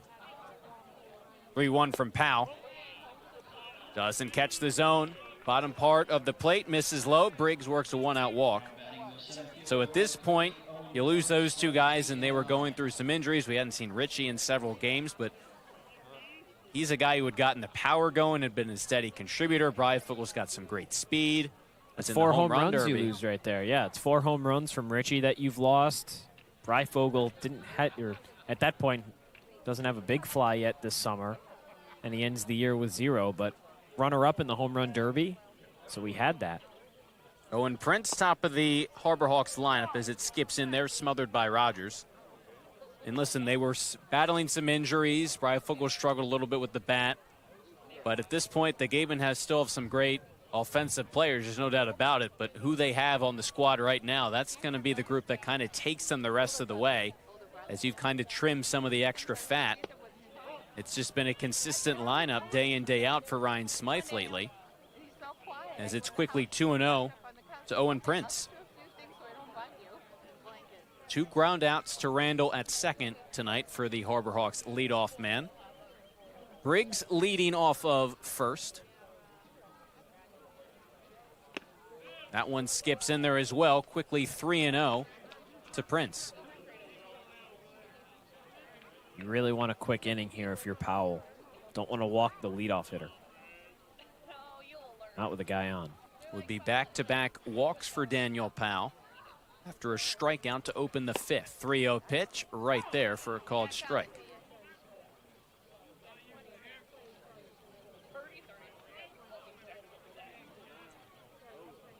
Prince came in at 231, no homers, 2 RBIs. Some rotating new faces for Hyannis, as we mentioned, 1 through 4th, that top of the order. 3-run from Powell. Check swing, a roller foul. Powell's worked the count back to 3-2.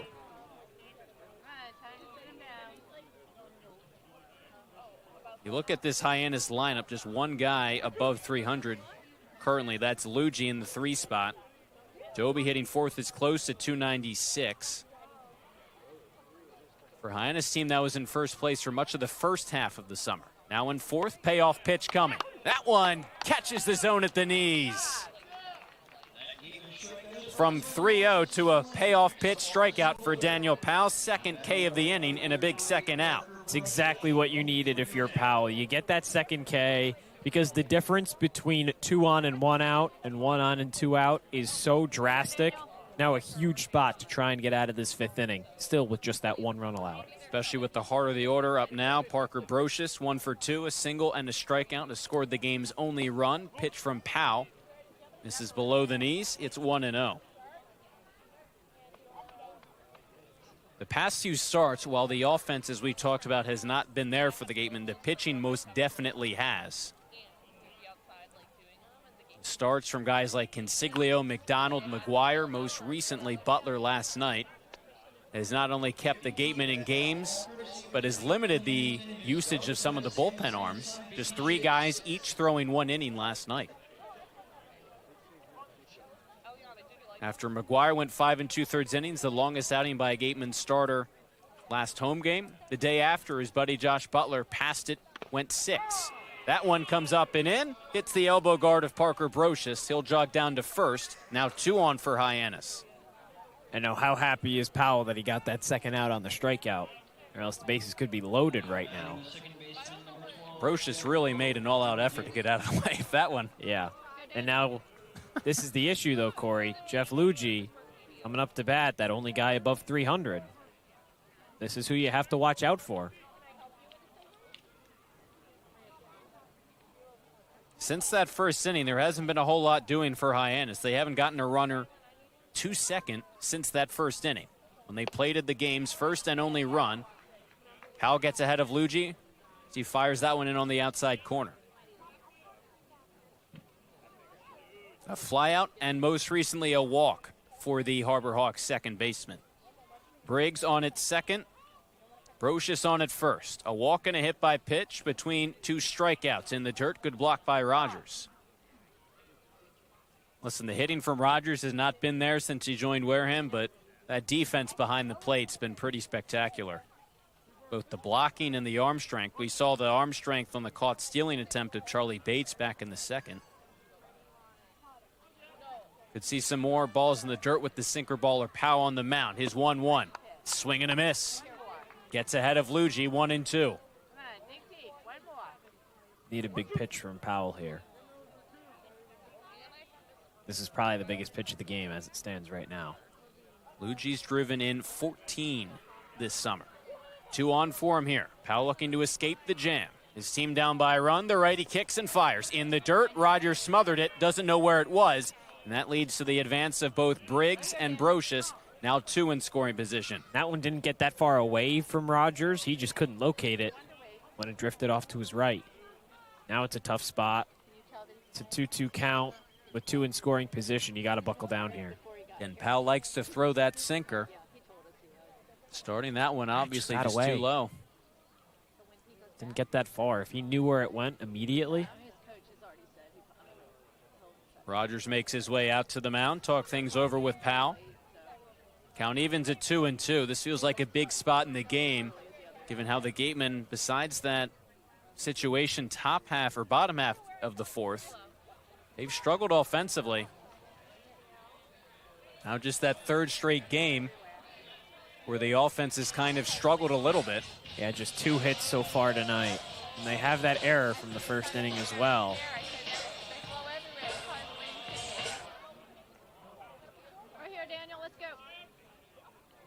Rogers back into his crouch behind home plate. Powell pitching from the stretch. 2 balls, 2 strikes. 2 are away. Runners in scoring position, second and third.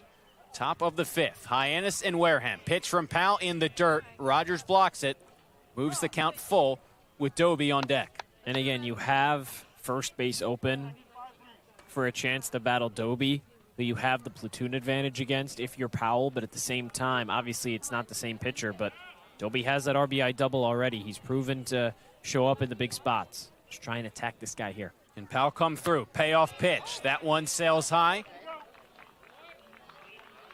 They appeal to the field on the swing. Logie did not cross the plane. He works a full count walk. That will load the bases for Jace Doby, who drove in that Hyannis run in the first with a double. Now is a big spot for Daniel Powell. Got to find a way to get out of this jam. Gatemen will have 8-9-1 due up in the home half of the inning. 3 hits for the Harbaughs, 2 for the Gatemen. This inning, it's just been some control issues for Powell. 2 walks and a hit by pitch. They're loaded for Doby. The left fielder takes that one up in the zone. High for a ball. You've got nowhere to put him either. So you have to throw strikes if you're Powell. You don't have a lot of credibility. 2 of these 3 guys have reached base on a walk. The other was a hit by pitch. So control is not your friend right now. It's the lefty Ty Stark getting loose in the Gateman bullpen. The 1-0 from Powell, inside corner. Missed too far in. No, it did not. A called strike, delayed call from Francesca. He'll take that.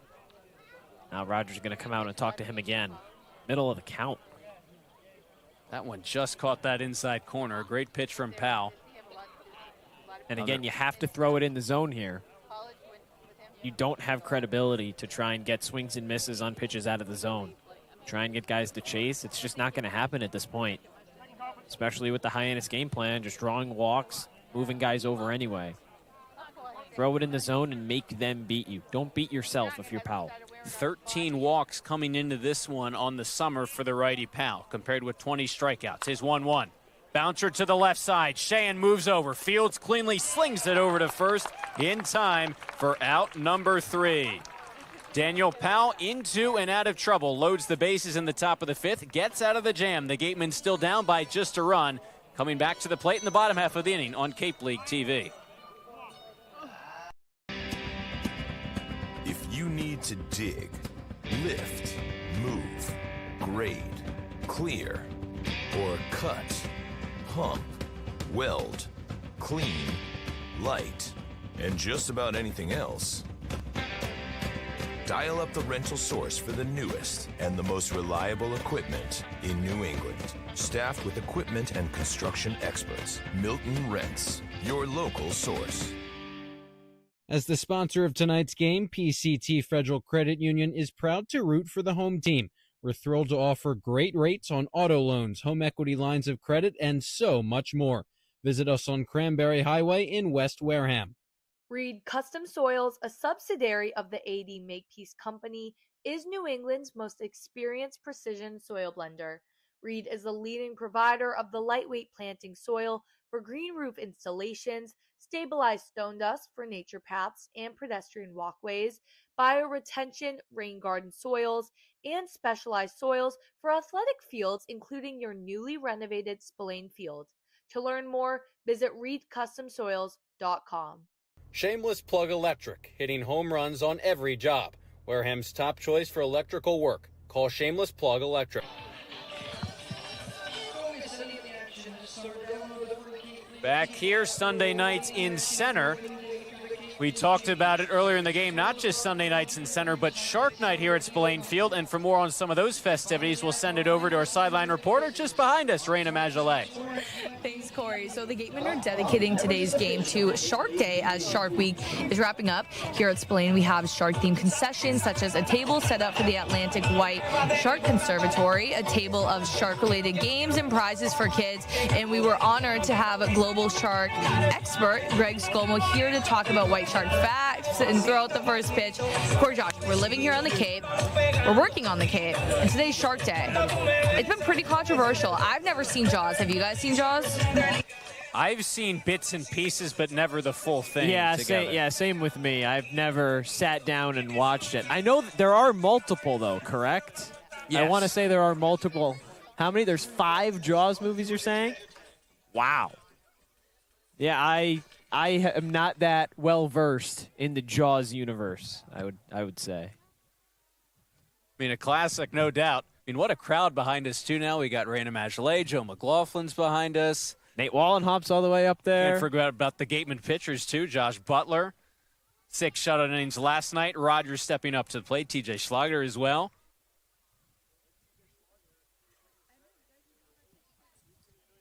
I didn't forget about TJ. Shutout inning. Josh Butler, TJ Schlager, Zara Calera, and Tony Paluda shutting down the Falmouth Commodores last night. Chandler Dorsey's the new pitcher on the mound. On the field out of LSU, the righty replaces Eddie Copper, who went 4 shutout innings. Great job by the righty. Came in with the ERA under 9. As Rogers goes down to begin the last of the 5th. Dorsey out of LSU. 4.73 ERA in 7 games, all out of the bullpen. He has got a hold. 9 walks, 19 strikeouts, and retires Rogers, now 1 for 21 as a Gateman. Yeah, we'll make that 20 strikeouts for Dorsey. And Drew Rogers' struggles at the plate continue. He's 0 for 2 strikeouts tonight. The Gatemen still down by just a run as Van Shane, who's 0 for 1 with the strikeout, takes a called strike. Could have been worse for the Gatemen, that bases loaded situation. In the top half of the inning, Powell pitching into and out of trouble. As Shane nubs that one foul, it's quickly 0-2. And they got out of it, which is big, but at the same time, you need to start to get runs across. Just get that first one, and then you're playing back at a 0-0 game again. I mean, it's just the 5th inning, and that third pitcher with a chance to come in the next for Wareham. Ty Stark warming up. The pitching once again has done their job. The guys behind us, Butler and Schlager, combining for the shutout last night. Again, you didn't have to burn a ton of arms, just 3 out of the bullpen, 4 in total. Shane's worked the count to 1-2. Now 2-2 as he takes the ball from Dorsey.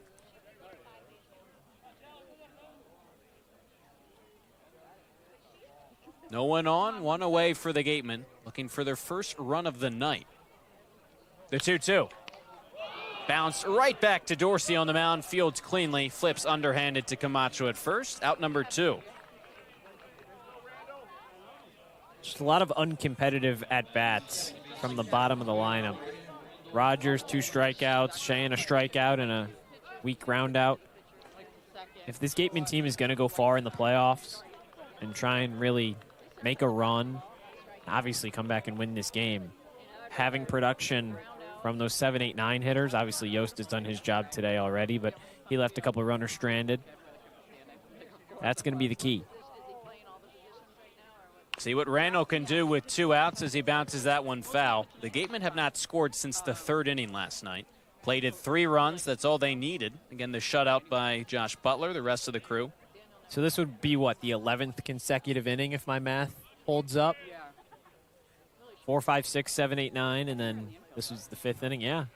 Wow. Uncharacteristic of this offense, especially in the month of July. That one's fisted just foul down the third base line. 0-2 on Randall. Just barely foul.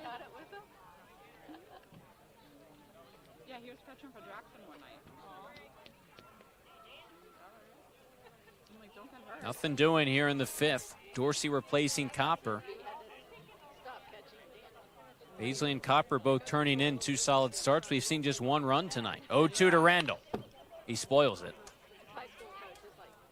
And Josh, we have confirmed with our beat writer Joe McLaughlin making his way out here to center field that despite a wound, he's okay. Yeah, he's got it all bandaged up. Took one for the team. He's a trooper. What are the odds? This guy Randall had that foul ball off of the light. See what he does here. Another foul ball. This time bouncer foul.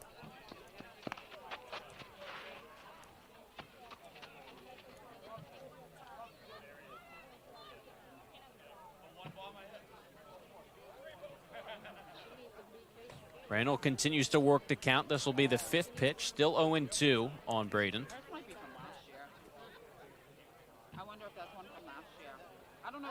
Just 2 hits tonight for the Gatemen.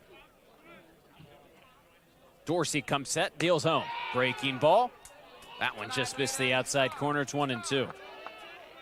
Hyannis wanted that call. Dorsey wanted that call. You'll take that if you're Randall. Anybody at the plate. There's Stark warming in the bullpen. See how much longer Powell will stay in the game in just a 1-run contest. Stark's been using a lot of high leverage spots as Randall at the plate continues to battle. This is sort of what Braden Randall is so good at. No matter what the count, he sees a lot of pitches every at-bat. Yeah, that was 6. This will be the 7th coming up. That's what happens, even when he's not getting on base. More damage might be. Seeing a lot of pitches, fighting some off. It's the 3rd time through the order, so should see some more success. Hopefully, down by just 1. 1-2 to Randall, wave and a miss. Chased a fastball up in the zone. Gatemen down quietly in the 5th, 3 up, 3 down. Hyannis posting a shutout through 5. We move ahead to the back half of this one. Josh Richardson has you the rest of the way. The Gatemen trying to get on the board offensively, down by 1 on Cape League TV. Finding a good personal injury attorney is very difficult. If you or a family member has been involved in an accident, hurt at work, suffered a slip and fall, or have been injured due to negligence of someone else, contact the lawyers at Reedy, Kiernan, and McNally, LLP today. They are experienced trial attorneys who practice in all of the courts in the Commonwealth. The firm has been recognized by Best Lawyers in America for outstanding legal representation. Contact Reedy, Kiernan, and McNally, LLP today. The firm is located at 267 Main Street in Wareham. Reedy, Kiernan, and McNally, LLP also has offices in New Bedford and Falmouth. Call 508-295-0286 or visit their website, www.rkm-law.com.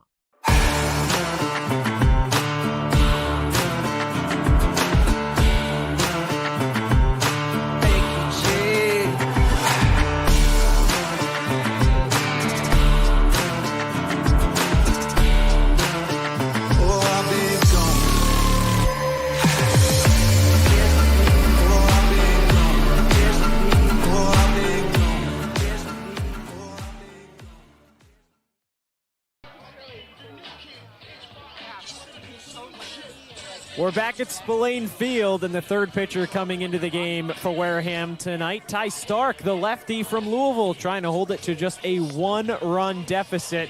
We heard from our sideline reporter, Rayna Maggelet, in the bottom of the 5th. So now we turn it over to the top of the 6th. Here's Joe McLaughlin, our beat writer. Joe, I'm glad you're all right. Thank you, Josh. A little bit of a close call there along the 3rd base dugout side. For those of us just joining us, Braden Randall hit a foul ball. It hit the lights up on the light tower, and glass came shattering down. It hit me in the hand. I got a little bit of a cut, but I am doing okay for those who are wondering. So thank you.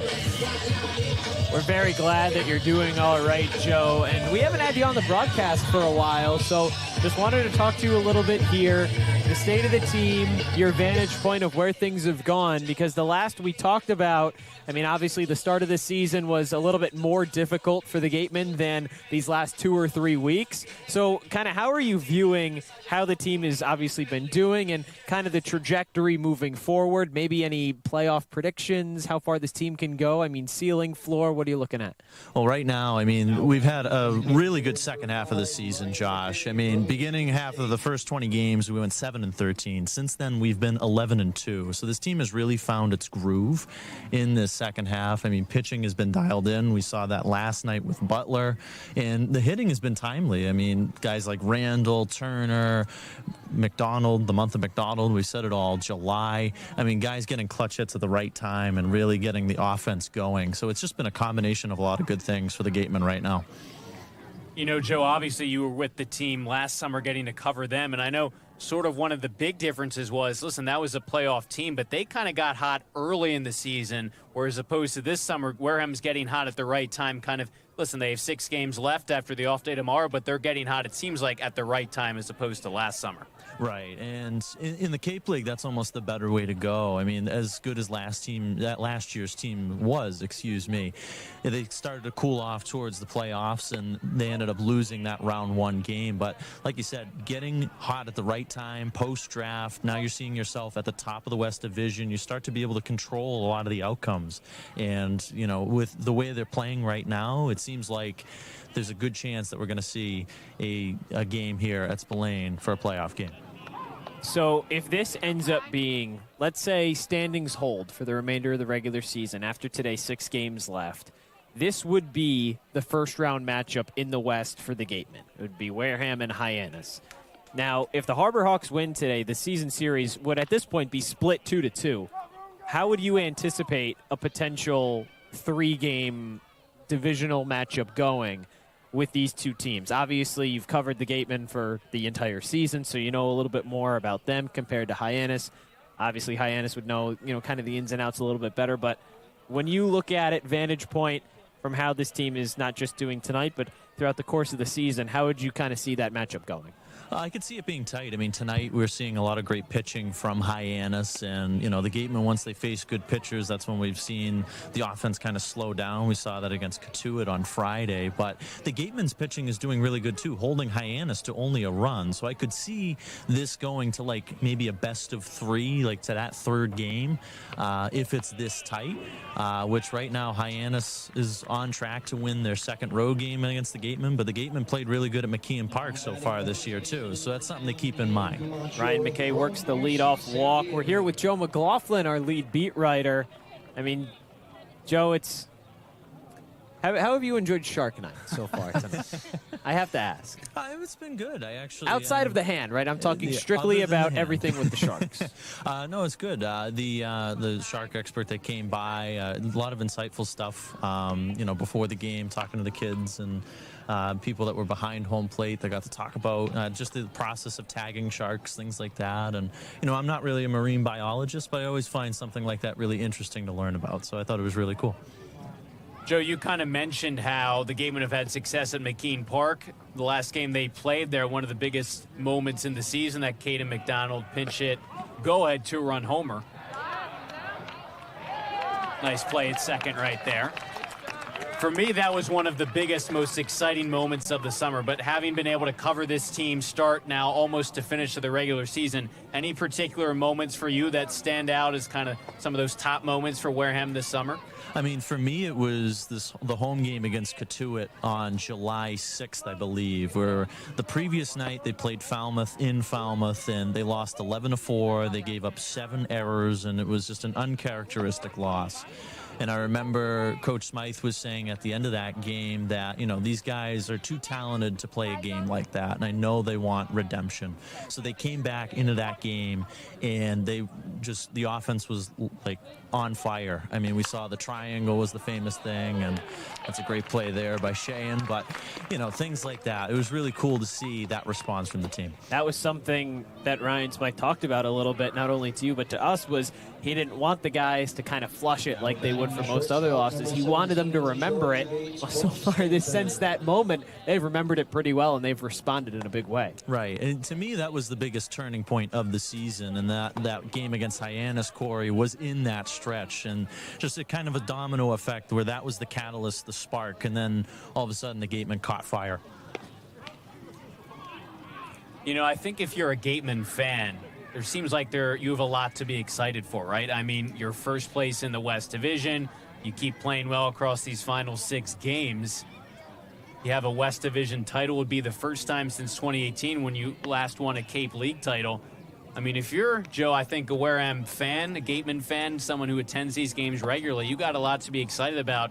And especially since how this roster the past few days, it seems like, again, we're kind of getting to the final group we'll see in the playoffs as well. Yeah, a lot to be excited about. And honestly, this team is so fun to watch. I mean, great pitching and great hitting. They can win multiple ways. They can win in tight games where the score is only 2-1, or they can win in games where they're up by 9, or down by 9 and come back to make it interesting. And, the Gatemen are never really out of it. They always like to fight to the very end. They like to be relentless.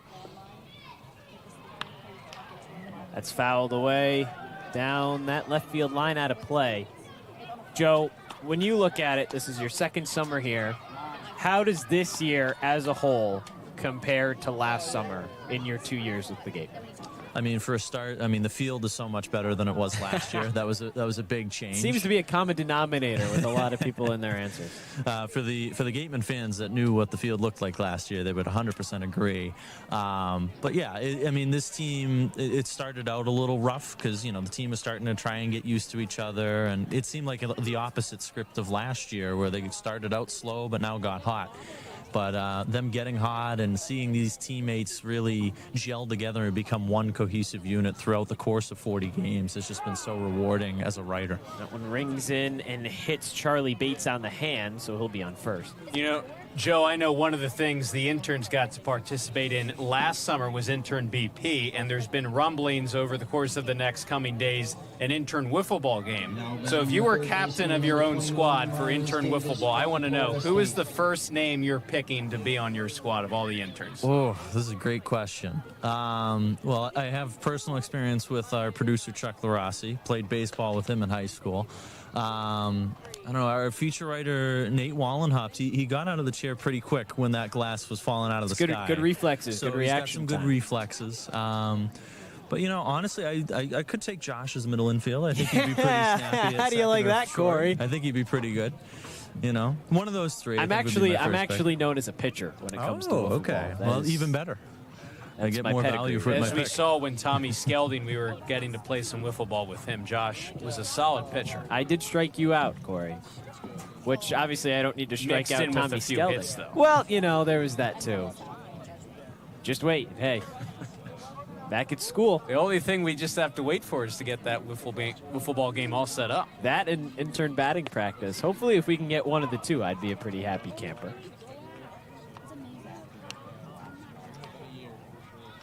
Joe, if you had one word to describe this team this season, what would it be? I would have to say it would be relentless. They taking a page out of Mike Mobbs' book. I see. Pretty much, yeah. That's the mentality that these guys have, and Mike Mobbs has taught these guys to be relentless from start to finish. Value every at bat, and you're not out of it until 3 outs in the ninth. Well, there's 3 outs here in the 6th. Miles Davis strikes out swinging. Joe, thanks so much for joining us. Gatemen still down 1-0, trying to respond in the home half of the 6th on Cape League TV. Law. Live, life, law. Covering all residential and commercial real estate matters. You live life to the fullest, and let us sync law. That's synclaw.com. Sync with an I, not a Y. Be selfish. We represent only you. Sports Turf Specialties has set the standard for high-quality natural grass athletic field construction. As a full-service athletic field construction company, we specialize in design, build, and renovation of native soil, modified soil, and sand-based athletic fields. Our team will provide you with superior quality, expert guidance, and continuing support long after the completion of our project. We are proud to have built the infield for the Wareham Gatemen field. Go Gatemen. If you can dream it, if you can cruise in it, if you can summer in it, fish from it, or take it for a day at the beach, we can protect it. The Baldwin Group. Protecting the possible. It's the home half of the 6th, and the Gatemen trying to tie or take the lead. Colby Turner, Chris McHugh, and Caden McDonald, the 3 due up for the Gatemen, down 1-0 here in the 6th. Alongside Cory Miller, I'm Josh Richardson. We're out in center field tonight for the 2nd edition of Sundays in Center. Cory, we're hoping that we can see a home run hit in our direction for the Gatemen to try and tie this up with one swing. We sure are. A home run would be great. We're ready for any offense at all. Shutout so far by this Hyannis pitching staff. Hyannis has pitched really as well as they have for a majority of this season, but to end off the last time, or a little bit earlier ago, Braden Randall had an insane diving play. And you go back to last night as well, he has been exceptional. He had 4 stolen bases a night ago, 12 total on the season. His average is up in the mid-280s. That's something that he has really done such a good job of, is not only seeing pitches but making contact. And OPS is solid. Somebody that's not going to wow you with his power, but a gap-to-gap hitter that will certainly do the job. Not a whole lot more the Gatemen can ask for at that point, Cory. He's just been that spark plug that Ryan Smythe has talked about. Everything you could want and more out of your leadoff man. And the 4 stolen bases last night just showing his kind of all-around ability. We've seen a little bit of pop from him lately, too. The Gatemen can get guys on base, I think, trying to put them in motion, having not scored any runs tonight, might not be a bad idea. Pitch misses high on Colby Turner. He's 0 for 2 with a strikeout already. Trying to fight back in this count. You know, we talked about it was only 3 runs for Wareham last night, but I think one of the big differences, especially early on, the Gatemen finished with 6 hits. They were getting a lot more guys on base than they have thus far tonight. Just the 2 hits tonight. It's been a struggle for them offensively. Turner's 1 for his last 12, but he has RBIs in back-to-back games, both on groundouts. Trying to be the spark that starts the fire in the 6th. High fly ball deep into left center field, at the track, at the wall. It bounces off the wall, fielded by the center fielder Prince. And a stand-up double for Colby Turner starts off the 6th. That's the way you want to begin the inning if you're the Gatemen. I was getting ready to stand up because this Here's one your was glove, headed our by the way. direction. Colby Turner, we know he's got that power. It was headed out towards our way, a little bit to our left. And again, that's just how you said you begin an inning. You have not been swinging the bats, not only to get a leadoff base runner, but get one in scoring position. I'd be surprised if we see McHugh, 3rd spot in the order with his power, get a bunt down or even attempt to bunt. But if he can advance Turner, at the very least, if he doesn't drive him in, you're set up with another guy 90 feet away. At 3rd, try and tie this game up. Best chance for the Gatemen to score tonight. Runner in scoring position, nobody out. With Chris McHugh up, he's 0 for 2, a fly out and a ground out.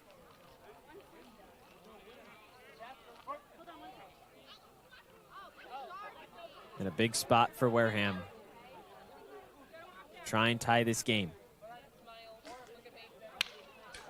Liner over to 2nd. Luigi. Toss over in time. Turner's over to 3rd. 1 away, but that tying run 90 feet closer. Yep, that'll work. Anything on the outside part, you just go with that pitch. It looked like one kind of inside, but you credit McHugh, that inside-out swing to go the other way and not roll over. Keep Turner at 2nd. Got him over to 3rd. A very productive out. May just result in 1 run, but the Gatemen will take it. Chandler Dorsey, that was the first hit that he's allowed in an inning and a 3rd to Colby Turner. He mowed down the Gatemen in the 5th fairly quickly. 2 strikeouts. Caden McDonald, that one rings in, and that'll hit him. That puts runners on the corners for Wareham, but now the double play in effect for Hyannis. Kind of a bailout there. Yeah, I think kind of good news, bad news options for both teams. Obviously for the Gatemen, it does set up the double play, but I do think the piece of good news is the fact that the guy at the plate in Chase Cruson had a booming double off of his last at-bat. The only extra base hit prior to that Turner double, and he's got plenty of speed. So an opportunity for a guy who is swinging a hotter bat and has speed at the plate. Cruson overall raised his average up to 288, 731 OPS. Strike 1. Trying to lift something here if you're Cruson. Obviously, you don't want to get under it too much, but a ground ball, especially to the right side, not going to do you any good.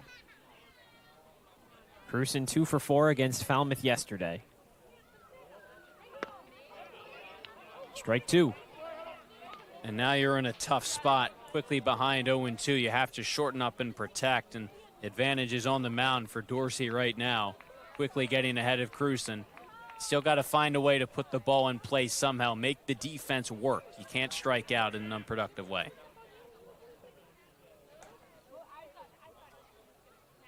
Dorsey fires. Misses high.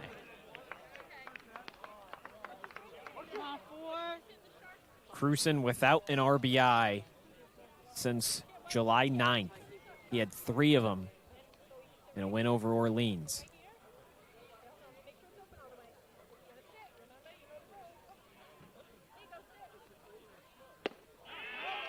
Strike 3.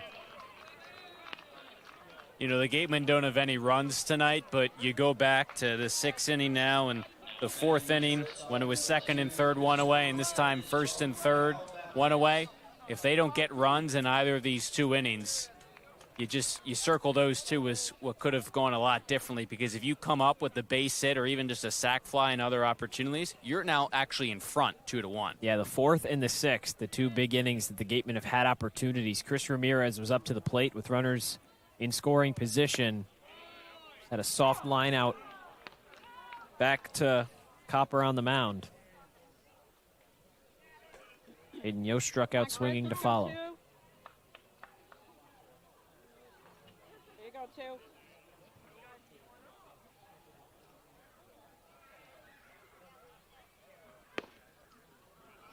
1-1. Ramirez comes in at .438 for his batting average entering this at bat. He's 0 for 2 tonight. This is a guy who up at the plate. Didn't come through in this situation last time at bat, but the contact skills are obviously there.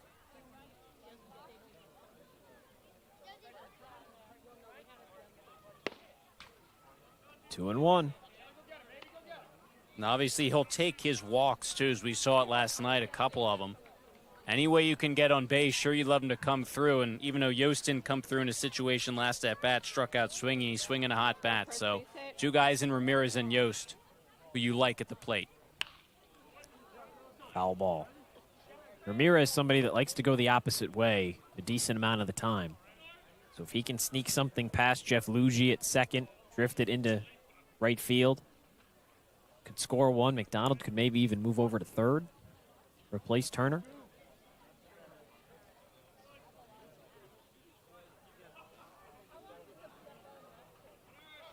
2-2 pitch. Doesn't offer. McDonald heads off for second base, and now a chance for Ramirez. Hit anything into the outfield, could score both. The Gatemen could take a lead. It'll be interesting to see how aggressive Dorsey is with Ramirez with a base open, 3-2. Because you have a guy in Ramirez came in just below 500, 467, and a guy on deck in Yost who's also swinging a hot bat. Pick your poison.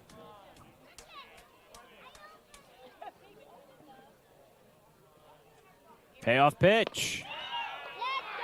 Just misses on the corner, and the bases go loaded. As I mentioned earlier that at bat, Ramirez will take his walks. He does not expand the zone. And even if he doesn't come through with the hit, he's going to do his best to make sure he gets on base. And now here's Hayden Yost. At 2nd and 3rd, the situation struck out swinging back in the 4th. That was against Copper. And a guy, the way he's swinging right now, you want up at the plate in these types of situations. Just hoping that he can make an adjustment here. Bases loaded, 2 outs. Another huge spot for the Gatemen to tie or potentially take the lead.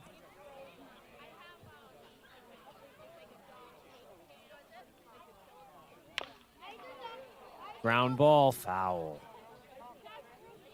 And last at bat, what kind of plagued Yost a little bit is that he got behind early in the at-bat, got to 2 strikes quickly, and Gatemen have plenty of good 2-strike hitters, but it becomes more difficult to try and square something up with 2 outs, even with guys on base when you're fighting from behind. He fought back and got it to full, and then struck out. A 1, breaking ball, finds the zone, strike 2. We'll have to do it again here. It's just mixing and matching 2 good pitches. That one catching the zone on the outside corner. Yost just shorten up that swing. Try and catch something over the heart of the plate. Shoot it back up the middle. Yost went the other way with it back in the 3rd. Had a single into left field. Split Davis and Bates at 3rd and short, respectively. He'll take anything that he can hit into the outfield. Bases loaded. And now Dorsey steps off. We saw the last at bat against Ramirez with 2 strikes. Dorsey kind of nibbled a little bit, didn't attack Ramirez right away. See if he can fire a strike to Yost. This is inside. Good block from Briggs behind the plate. Make sure that didn't get away from him. Couple of pitches. You said it, good blocks by Briggs, and then Some of this pressure shifts back to the pitcher even with 2 strikes because he doesn't have a lot to work with. Count even at 2-2 and nowhere to put Yost. Bases loaded, 2 outs. Dorsey's 2-2, swing and a miss. Tough night for Hayden Yost in some clutch spots. Wareham leaves the bases loaded, and Hyannis still up 1-0 as we head into the 7th on Cape League TV. Turf Specialties has set the standard for high-quality natural grass athletic field construction. As a full-service athletic field construction company, we specialize in design, build, and renovation of native soil, modified soil, and sand-based athletic fields. Our team will provide you with superior quality, expert guidance, and continuing support long after the completion of our project. We are proud to have built the infield for the Wareham Gatemen field. Go Gatemen. There hasn't been a ton of training when it comes to bat speed or products for players to be able to train bat speed.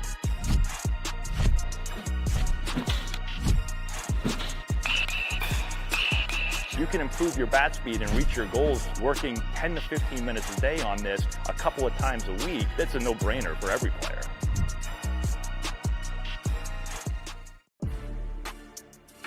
You can make any bat feel lighter by adding a velo puck knob. Instead of having to go get a whole entirely new bat, you can simply add the puck to it. Players can use this with any bat. It's basically going to shift the weight of the bat a little bit more towards the hands. Players are able to hit the ball a lot harder just by simply adding the puck on.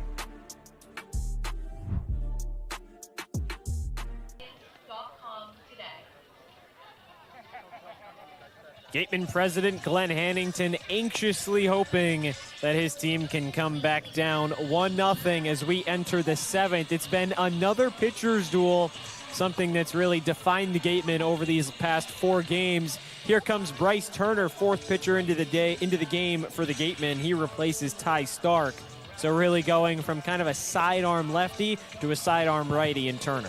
The Gatemen have done a really nice job of that, especially lately, throwing different looks at you. We're getting a look at Turner out here in the center field bleachers right here tonight.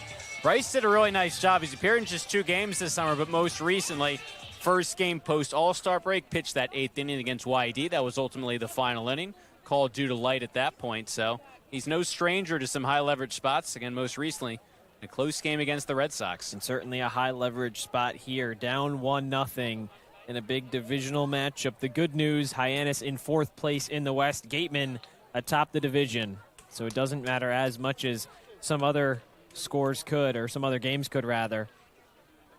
Taking a quick peek at some scores around Cape Cod. Falmouth losing, that's the team in the cellar in the East. Katuitt loses to Brewster, that's 3rd and 5th. That if scores hold would both lose. Bourne with an early lead over Chatham.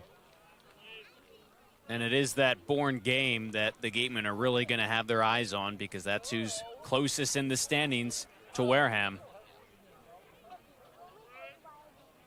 Chance to, at the very least, if that score holds, keep the lead at 4 points. And listen, you don't pick up any extra advantage, but at the same time, each game that passes by, the less and less that Bourne gains ground on you, the more difficult it becomes for the Braves. Brody Briggs leads off the inning. It's 1-2. He's 0 for 1 with a walk back in the 5th.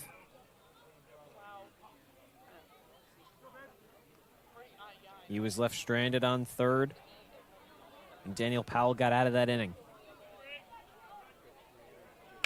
1-2, broken bat over to second base. Randall, 1 away. Glad that Turner was able to avoid that shrapnel on the mound. Almost came back and caught him.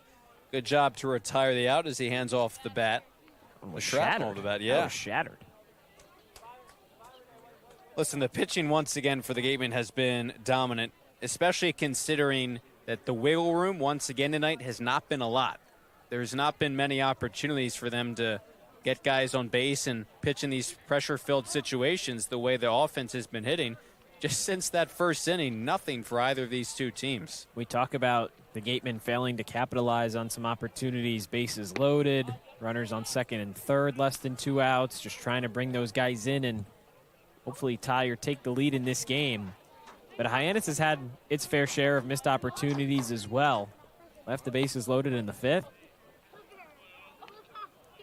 That one difference, RBI double from Jace Doby back in the first. Scored Parker Brocious. He's on deck.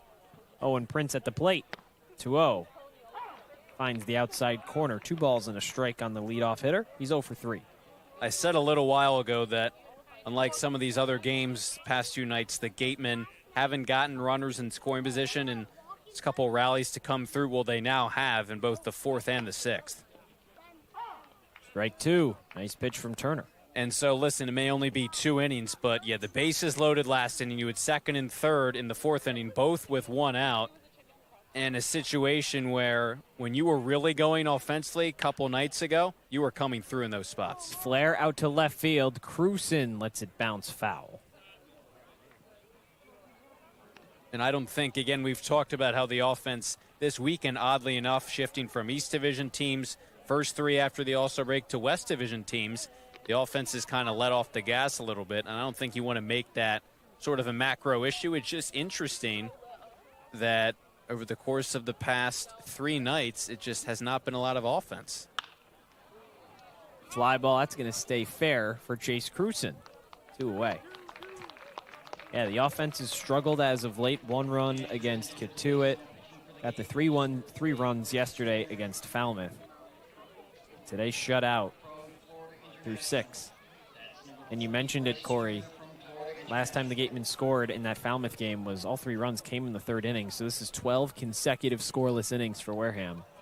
Just not something that we've been used to seeing in the second half of this season.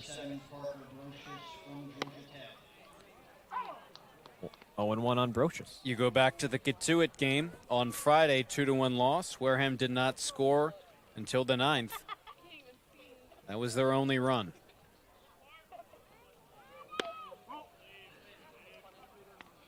And listen, you know, they're in front in these games. If that's the case, we don't make as big of a deal about it. We certainly didn't talk about it a whole lot last night because we just say, oh, it's good pitching as opposed to bad hitting. But it's part of somewhat of a trend now that it's occurred over 3 straight games.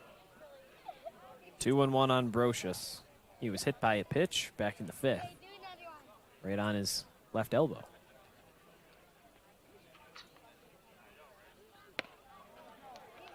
I think the good news for Wareham, you go back, we talked about it briefly. The last time these 2 teams played, you didn't score until the 8th inning. The Caden McDonald pinch hit, go ahead 2-run shot. The Gatemen had an insurance run. They won it 3-2. So it's not an end-all be-all. Yeah.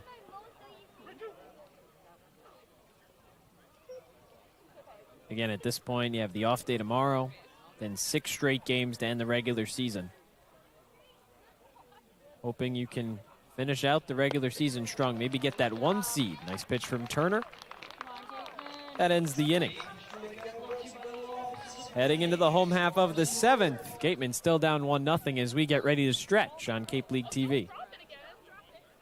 Wareham-based AD Makepeace Company, founded in 1854, is North America's largest cranberry grower and recognized leader in environmentally responsible real estate development and land stewardship.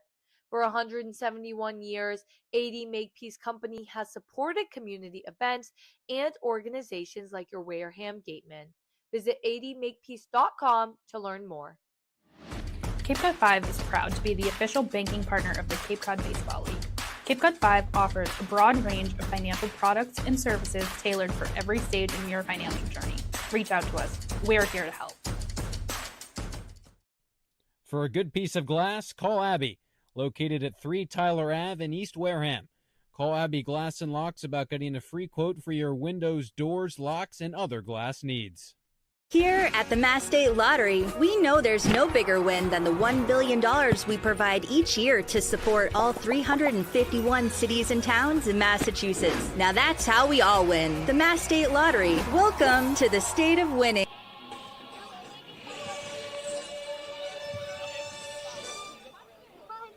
Home half of the 7th, and the Gatemen still trying to get that first run across. Scoreless after 6, 1-0 advantage for the Harbor Hawks. A rematch from opening day, the last time these 2 teams played here at Spillane Field. Now, Hyannis came away with a 7-2 win. A welcome in from center field alongside Cory Miller. I'm Josh Richardson. Cory, second edition of Sundays in Center. It's been a lot of fun, but some different weather conditions than we had the first day. A lot hotter, a lot more humid when Wareham battled Falmouth compared to what it is today. Yeah, some rain throughout the afternoon coming down. We had to cover up all of our equipment. That passed by. No delay in the start time, obviously, but it's kind of been overcast tonight. Still a pleasant night. Little breezy, but nothing we can't handle out here. Still just getting a little bit bored, though. I am waiting for that first home run since we have gone out here to Sundays in Center. We've had a couple that have kind of come in our general direction, but none that have really even given us an opportunity to think about reaching our glove out and making a play on. Yeah, there was that Colby Turner double that went all the way to the warning track and bounced off the wall. But other than that, there just has not been a whole lot of really anything that's made its way out here. Chandler Dorsey exits. Ryan Spechiak comes in.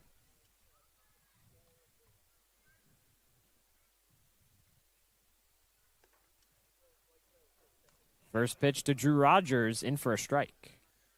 So 8-9 for the Gatemen. Facing Spechiak, obviously new pitcher. 0 for 4 with 3 strikeouts. And this is an opportunity for two guys that are really struggling in Rogers and Shane to come up big for their club. At least get on base to begin this inning to score that tying run. Rogers' struggles have not stopped yet tonight. He's now 1 for 21 on the summer with a pair of strikeouts.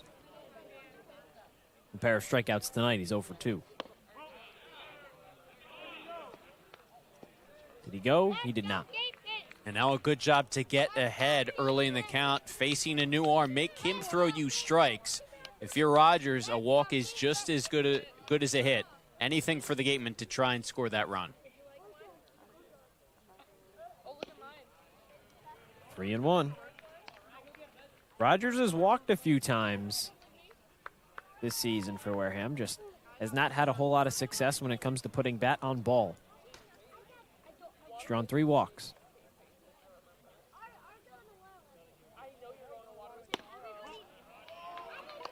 Make that 4. It's a great at-bat. Not surprised to kind of see him taking all the way right there. The Gatemen need base runners, even down by just a run.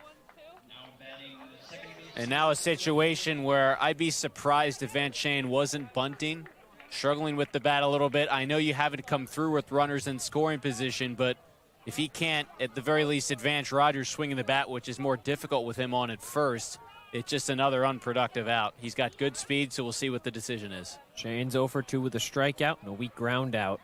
Back to the mound. First pitch. Weak grounder back to the mound there. To second for 1. Bates to first. Not in time. Goes down as a fielder's choice, but the lead runner retired, and that's got to be frustrating if you're Wareham. It does. Listen, it was a nice play on both ends. Spechiak on the mound had a long ways to go, and then Bates had a long ways to go. That throw kind of beat him to the bag, so he kind of caught it in stride.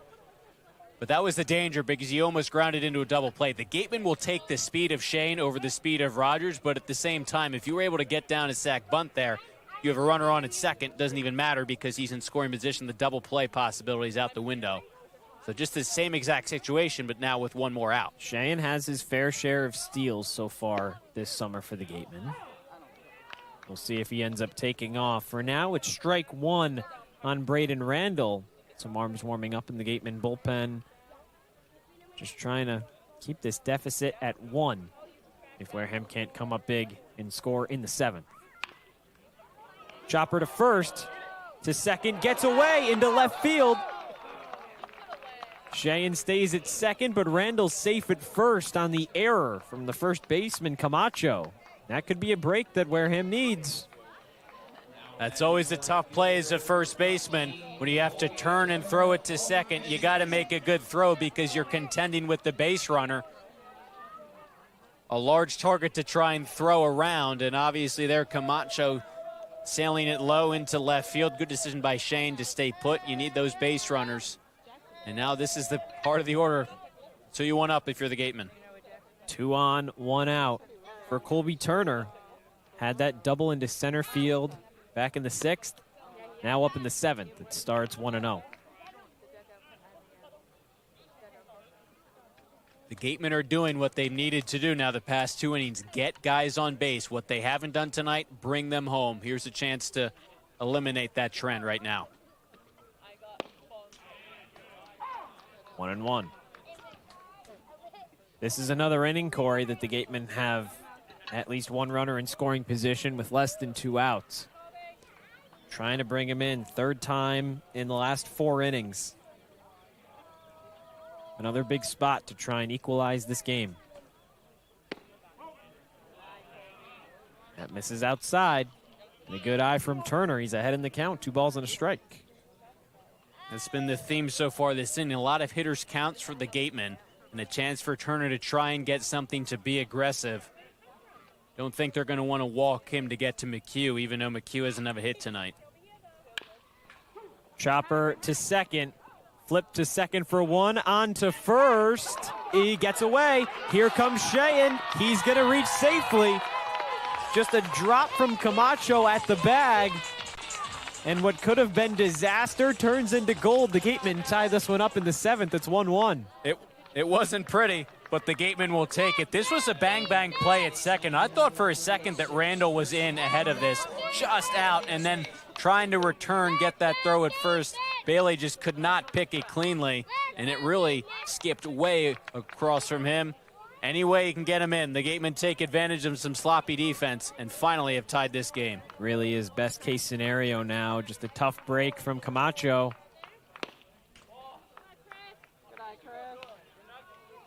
Now Chris McHugh, a chance to bring in Turner from first.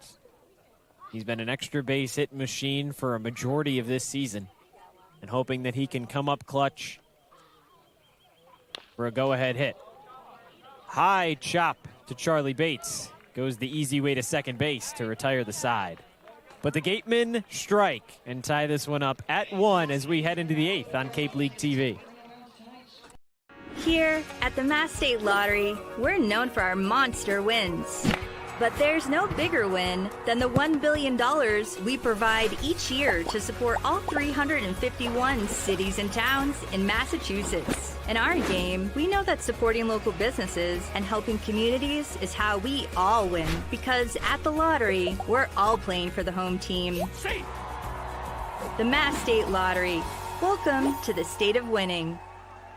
A+ repairs smartphones, tablets, game consoles, and computers. Get it done right the first time.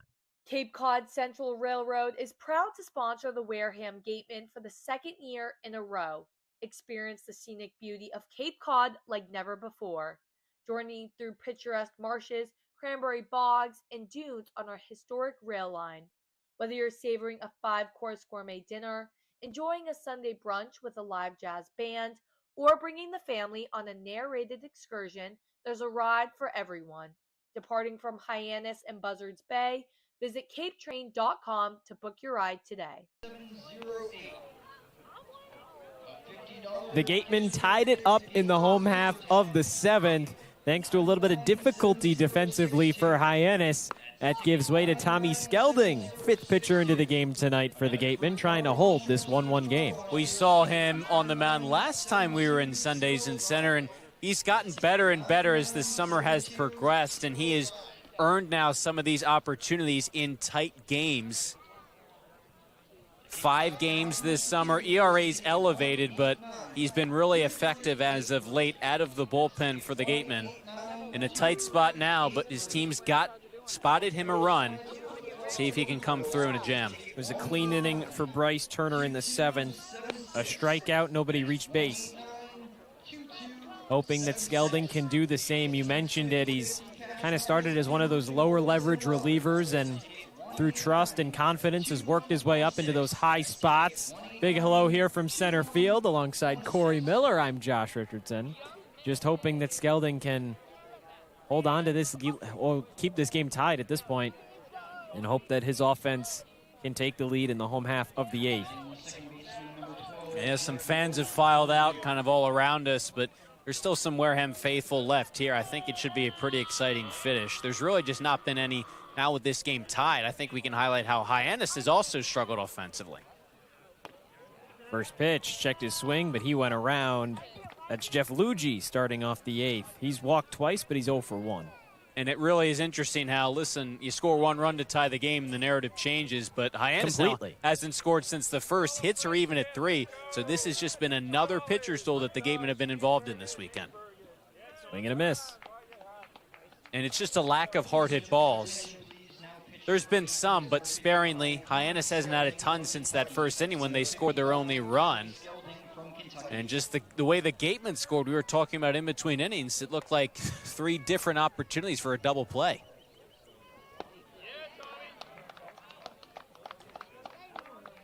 Swing and a miss there, and a toss down to first in time. Jeff Luigi starts it off with a strikeout. Good beginning to the 8th for Skelding. 1 away. Some sharp breaking balls that he really buried that Luigi expanded the zone with. Like that he went back to the well with that pitch after getting a swing earlier in the at-bat. Rogers just continues his trend of smothering all those pitches in the dirt, keeping them in front of him. Rogers has done a good job of that while he struggled at the plate defensively, as good as it gets. 0-1 on Jace Doby. He had that RBI double in the first, helped score that lone Hyannis run. And you mentioned that, Cory, the difficulty that Hyannis had fielding. 3 different opportunities to turn a double play, get out of the inning. Drew Rogers had the leadoff walk. Van Shane had a soft grounder. Rogers was out at second. Shane reached safely at first. Braden Randall chopped one over to first, throw down to second, drifted into left field. Colby Turner grounder to short, flipped to second, was in time, on to first. Skipped out of the glove of Camacho. And just incredible how 3 different chances. If you're Hyannis, you'd hope you could have obviously turned one of those. But if you're Wareham, not going to complain about the end result. 1-2, swing and a miss. Really great start to the inning for Skelding, and that's the thing, though. In 1 run and now tie games, the margin for error just shoots down. We saw this with the Gatemen in the loss to Katuitt Friday. In a back-and-forth game, 1-run, 2-run game, the Gatemen could make some difficult plays, but defensively just couldn't make them. They're tough plays, but still, you don't make them, you're going to find yourself in a pitcher's duel more times than not on the wrong side of the result. Wareham has had countless opportunities, really, from inning 4, inning 6 and 7 to get a runner in. They finally did in the 7th. Left 2 on in scoring position in the 4th, bases loaded in the 6th. I think it's helpful, too, to get that monkey off your back, even if it wasn't the prettiest way to score runs with just a bunch of fielders' choices, really. But the fact that you couldn't come through twice with runners 90 feet away and 1 out, you start to feel a little bit of that pressure as an offense that's been going well. Then all of a sudden the past 3 nights really hasn't. You haven't scored again tonight. Some of that pressure's alleviated with scoring that run. Grounder just into center field. That one gets by. There's Hayden Yost. 2-out single for Ryan McKay here in the 8th. Just a hard-hit base hit back up the middle. Skelding had really breezed through both Luigi and Doby to begin this top of the 8th. He's been locating well. 2-out base hit, just kind of left that pitch up. Still on the outside corner, but McKay was able to stay through it enough to go right back up the chute. Skelding still just an out away from getting out of the inning. Will have to do it against Camacho, who's 0 for 3. Strike 1. Talked about how Skelding has appeared in more and more high-leverage spots. Just the confidence and the comfortability out of him on the mound, I think, has just continued to ratchet up as he's made that transition from the Perfect Game League now to the Cape League. Swing and a miss. Skelding started his summer with the Amsterdam Mohawks, a team that has churned out talent like no one else in the Perfect Game Collegiate Baseball League. That one played across all of upstate New York.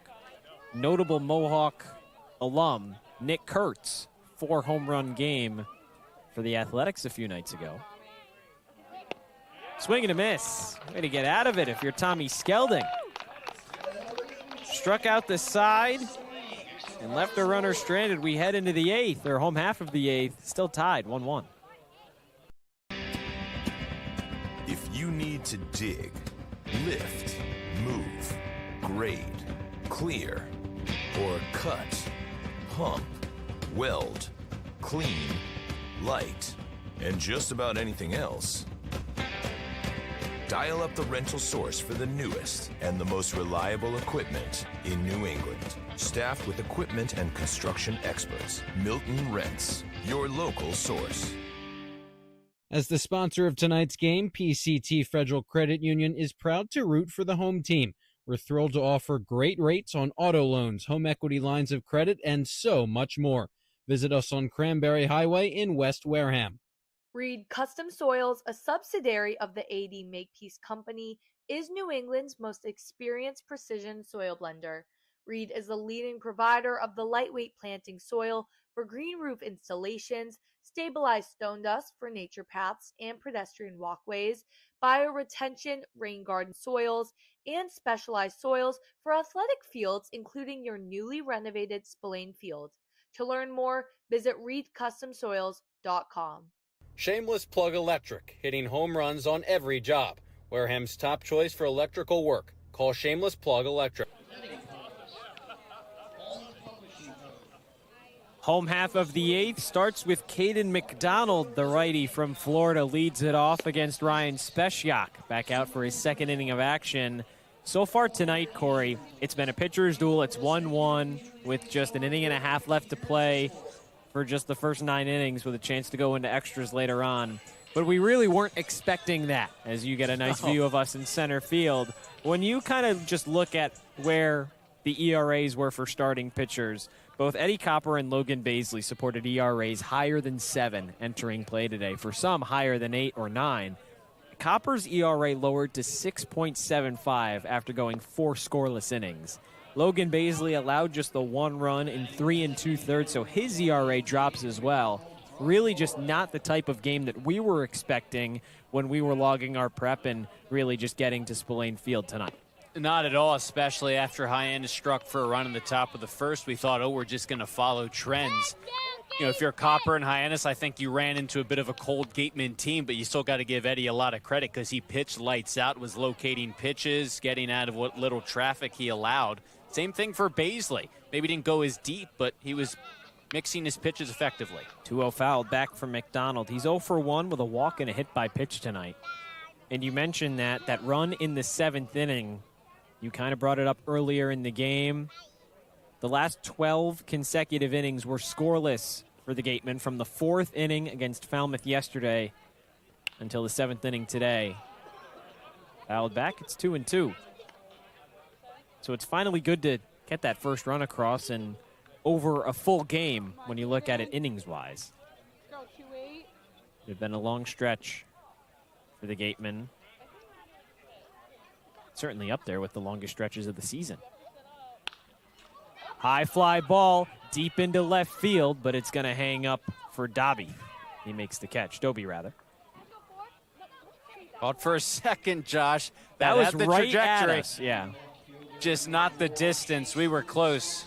You think they'd mind if I jumped onto the field and tried to catch it? I don't know. I was thinking about just making a beeline to it. You know, we have actually close. talked about this, Cory. Who do you think would be in charge if someone decided to run onto the field here at Spillane Field in the middle of a game? Is there a designated security officer? I feel like we've thrown some names around, but I don't know if we've finalized someone. So, I mean, if you wanted to do that, I don't know who would be the one to chase you. I think it might be the sort of Swiss Army knife of the Gatemen front office or staff, Carl Saborian. Yeah.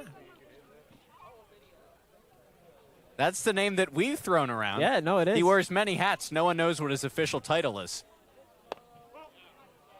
Listen, the way Joe McLaughlin told us Nate Wallenhops got out of the way of that glass, it might be him. He could. How quick he was.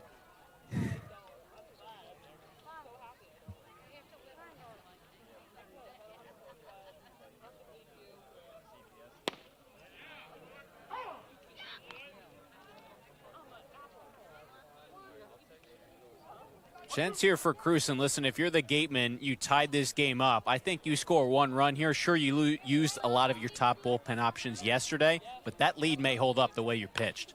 1-2, ripped into left field, down for a hit. Crewson's second of the day. He stops at first with a 1-out single. Chase Crewson is so impressive swinging the bat. You look at his 2 hits tonight. One was that booming double right down the right field line, and there was that line shot down the left field line. Just 2 opposite ends of fair territory. That's the sign of a good hitter, using the whole field to your advantage. He's just been an on-base machine the past 2 games, and what a luxury for the Gatemen to have and deploy really anywhere in the lineup. Now you have a runaround for Chris Ramirez. 0 for 2 with a walk. It came in hitting .467 on the summer. His 12th game. And his 4th at-bat starts with a strike at the knees. Had that great at-bat, that walk to load the bases in the 6th. Again, he just does not expand the zone. He's going to get beat. It's going to be on pitch in the zone, and chances are he's going to put it in play. 0-1, fouls it off. And he's one of the few guys behind 0-2 you still have confidence in as a hitter because he's such a good 2-strike hitter, can just shoot it the other way. He's done that so many times, especially in big spots. Guys in scoring position, hits into right field, tough throws for outfielders. Scored some big runs. Now with a runner on. Crewson's second on the team in stolen bases. He's got 9 on the summer. So certainly an opportunity to maybe see him in action. Maybe a hit and run for Ramirez. You know, somebody that puts the ball in play well. 1-2, Crewson stays put. Ramirez just gets a piece of it. Hit and runs can work really well with a guy who has great bat control and can shoot it through that vacated, would be right side of the infield for Ramirez, second baseman covering. And I like that thought. The Gatemen got a lot of guys in motion last night. Talked about Randall. When you're not scoring a lot, try and get something going. Braden Randall, 4 stolen bags yesterday in the 3-0 win over Falmouth. 1-2. Soft tapper foul.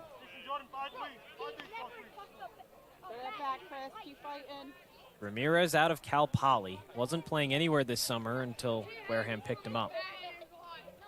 What a diamond in the rough it was. At a time losing a bunch of key bats. Levi Clark, Hunter Carnes. Bring him in to kind of alleviate the damage a bit. He's been magnificent this summer. 1-2, fought back the other way to second. Only one play. Throw to first is gonna lift up Camacho from the bag. Hyannis can't believe it. And here comes Mitch Carricker to talk things over with first base umpire Sam Finn. That was close, Cory. From our vantage point, we couldn't really tell if Camacho came off the bag, and we were just waiting for Finn's ruling. But Ramirez is safe. First and second here for the Gatemen. Let's get another look at it. It's the magic of putting balls in play. You never know what can happen, especially when you have speed on the bases. They couldn't get Crewson at second. You had to hurry that throw if you're Luigi because of Ramirez's speed. Calling the field's going to stand after the umpires get together. Yeah, that goes down as an E4 that Ramirez reaches on. The 3rd error of the night for the Harbor Hawks. Shooting themselves in the foot as it stands now. Cory, for a while there, it felt so similar to that contest the last time these two teams played. 3-2 win for the Gatemen. Hyannis out to that early 1-0 lead, and it took the Gatemen a while to get the bats going, and eventually Wareham did just enough to come up with the win. Tied for Hayden Yost here in the 8th, trying to do that same thing. Give the Gatemen the lead. He's had opportunities in both of his last 2 at-bats, in the 4th and the 6th. Had runners on 2nd and 3rd, and then with the bases loaded, he struck out swinging both times. He's ahead 2-0 here. The difference now for Yost, this at-bat so far, the past 2, he's gotten behind early and had to protect. Now with 2 runners on, he is ahead in the count. In all likelihood, might get a pitch to hit here.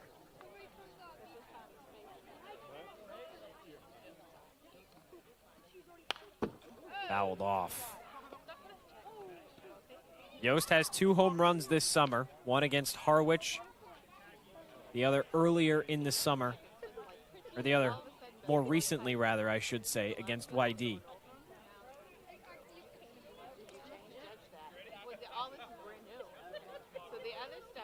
Yost kind of seems like he's in between right now. Was late on that fastball at the knees. He's taken a couple breaking balls or come up empty on those swings. Let's see what he gets. Maybe another fastball, 2-1.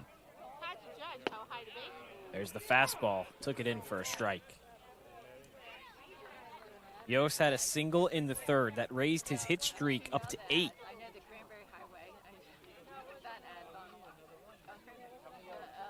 Now a 2-2 coming up to the center fielder with Drew Rogers waiting on deck.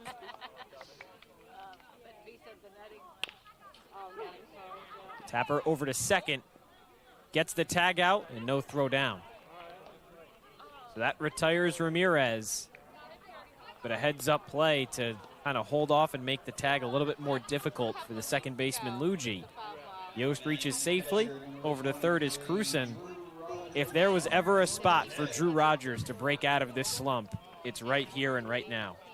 It absolutely is. Had a nice at-bat to work a leadoff walk back in the 7th, last inning. If he can get ahead early in the count, we see Yost did that, couldn't come through with a hit, but he got a couple of fastballs to hit. Rogers, don't swing anything outside the zone. Rogers is 1 for 21 with the Gatemen this season. He's behind 0-1 here in the 8th with that go-ahead run just 90 feet away. That hit was his first at-bat. It was Sundays in center a few weeks ago. Now Yost nearly caught in a pickle, but no throw down, so he steals second. Now 2 in scoring position for Rogers. 3-run home run. It was his first at-bat in a Gateman uniform after coming over from Brewster. Hit a shot nearly into the Gateman bullpen.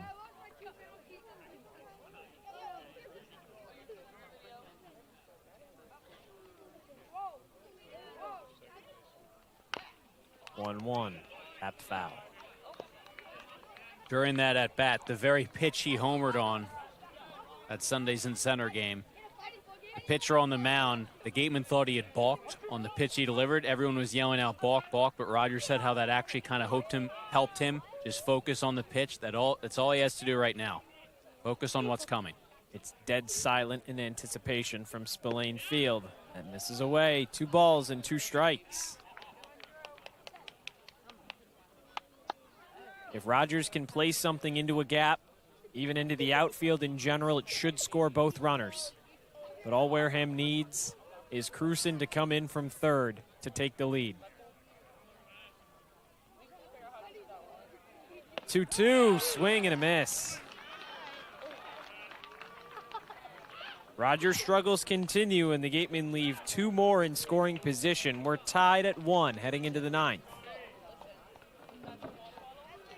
Finding a good personal injury attorney is very difficult. If you or a family member has been involved in an accident, hurt at work, suffered a slip and fall, or have been injured due to negligence of someone else, contact the lawyers at Reedy, Kiernan, and McNally, LLP today. They are experienced trial attorneys who practice in all of the courts in the Commonwealth. The firm has been recognized by Best Lawyers in America for outstanding legal representation. Contact Reedy, Kiernan, and McNally, LLP today. The firm is located at 267 Main Street in Wareham. Reedy, Kiernan, and McNally, LLP also has offices in New Bedford and Falmouth. Call 508-295-0286 or visit their website, www.rkm-law.com.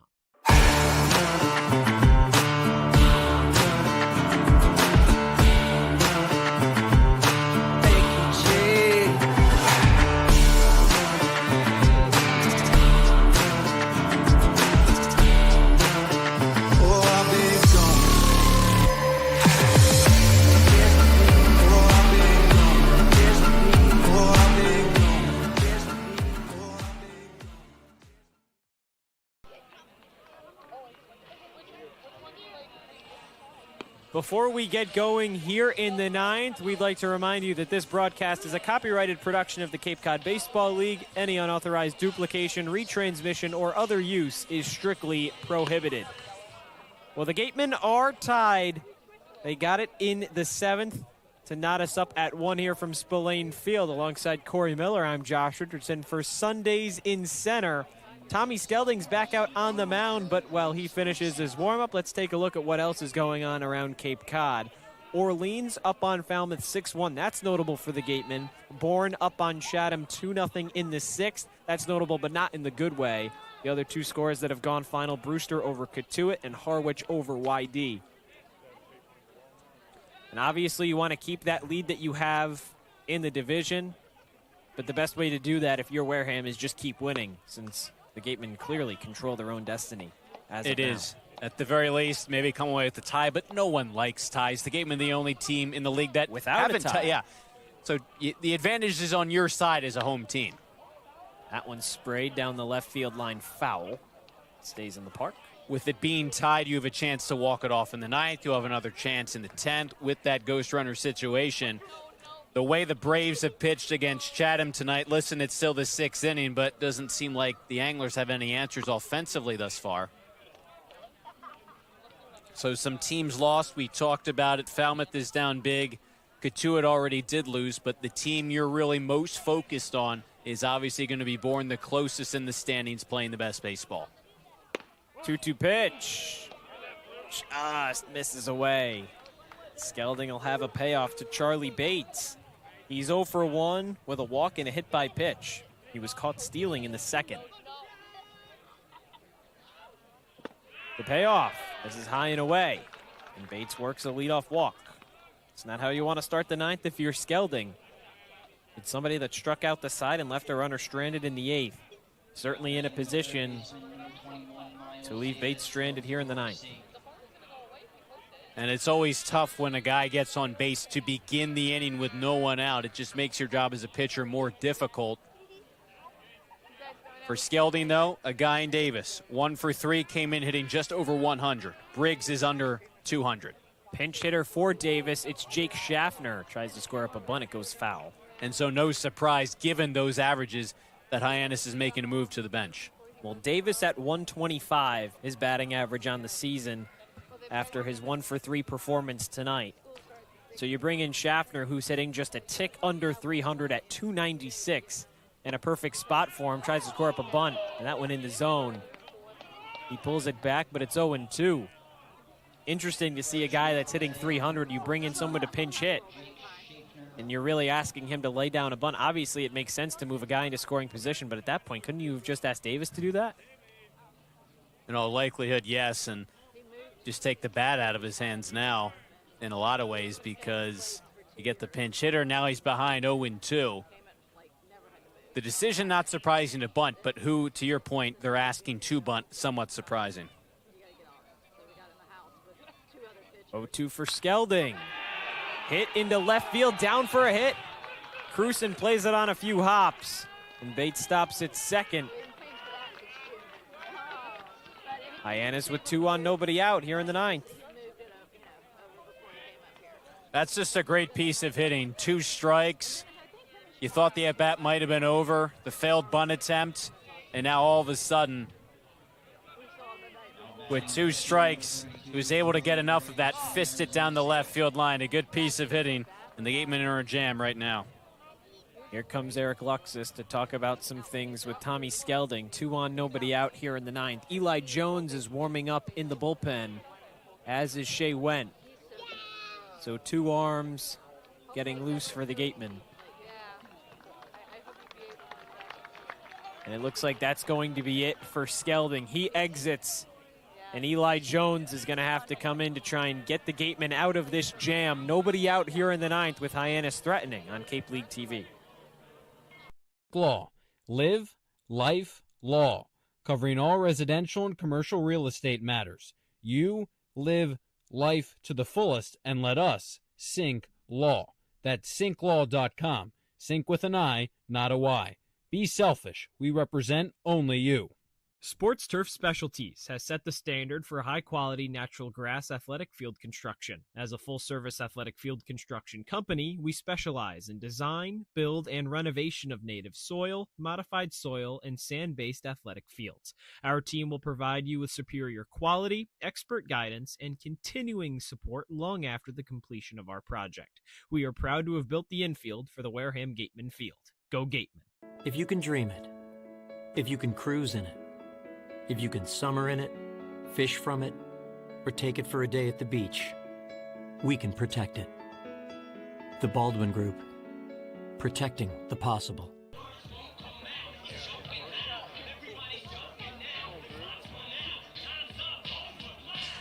Eli Jones in, trying to get the Gatemen out of this jam here in the ninth.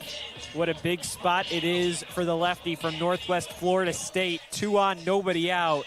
Hyannis threatening with the go-ahead run in scoring position.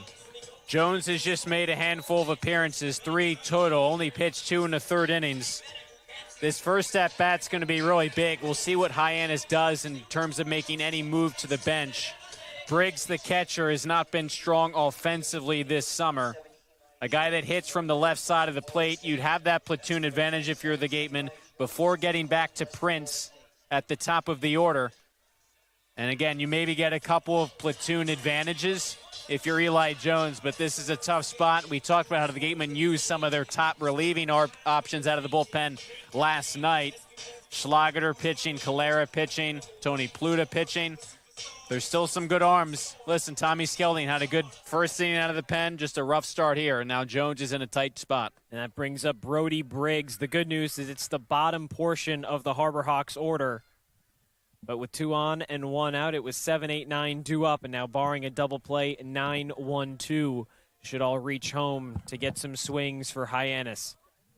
Trying to win its 14th game of the season, and its second against the Gatemen.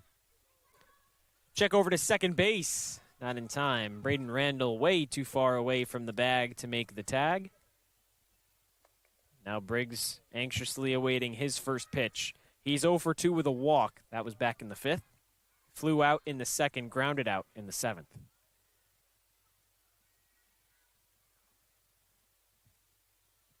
Scores up a bunt down that third baseline. It stays just foul. Smart play from Jones to tap it in foul territory, and the runners head back. That really just could have been one of the better bunts we've seen all summer. If that stayed fair, probably the best we've seen all summer. The decision, again, makes sense. Didn't even mention it coming into this at-bat, but when you have that lefty-on-lefty matchup with another lefty on deck, with Briggs hitting below 200, makes sense that you want to see him do it. If you're the Gatemen defense, they have showed that they didn't get it down, so now you have a bit of more of an advantage, knowing that's likely coming again. It was fair, and then it just spun foul. Scores up another bunt, pulls it back in the zone. Strike 2. And that's how you respond. You put a ball in a perfect spot on the mound, which makes it tough to get a bunt down. That fastball had some juice to it.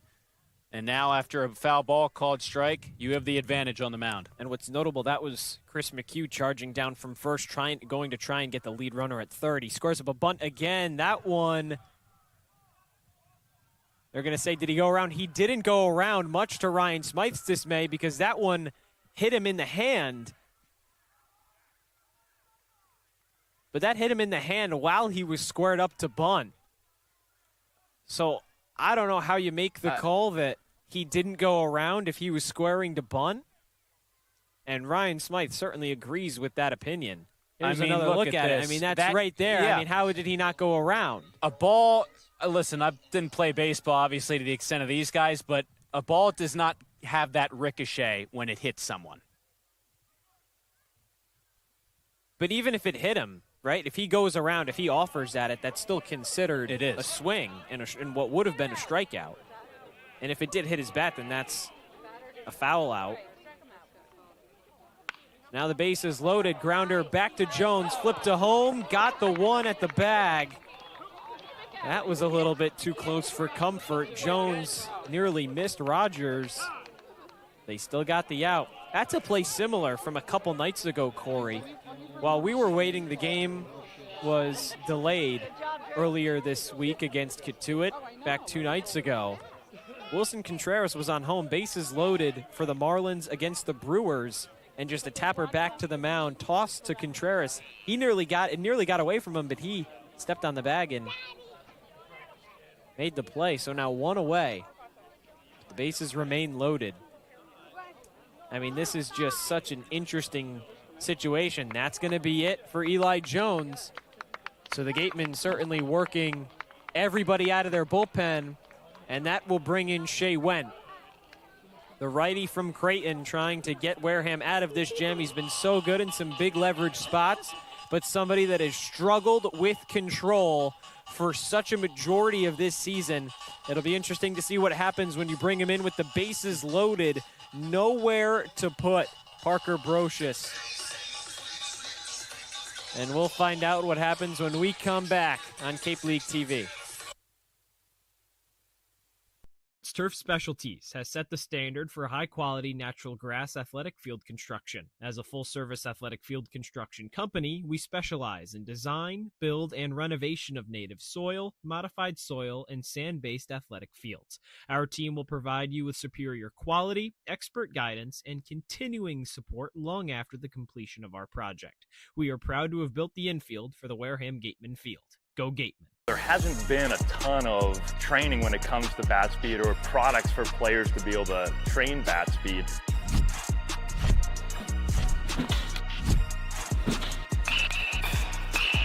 You can improve your bat speed and reach your goals working 10 to 15 minutes a day on this a couple of times a week. That's a no-brainer for every player.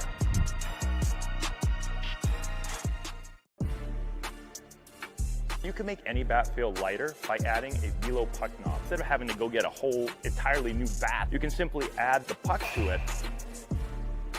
Players can use this with any bat. It's basically going to shift the weight of the bat a little bit more towards the hands. Players are able to hit the ball a lot harder just by simply adding the puck on.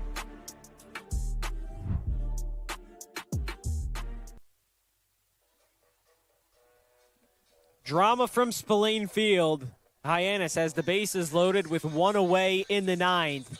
Eli Jones gives way to Shea Went, the righty from Creighton, who this season has had electric stuff, but sometimes just doesn't know where it's going. It is all about control for Shea Went, and it starts with that fastball. He uses that pitch an overwhelming majority of the time. He's got an electrifying one, but when he can't get ahead and falls behind in counts, walks have been an issue. 12 free passes in just over 15 innings compared with 13 strikeouts. Obviously replacing Jones, he gets the platoon advantage starting with Brocious in a really tough spot because you have no breathing room with the bases loaded.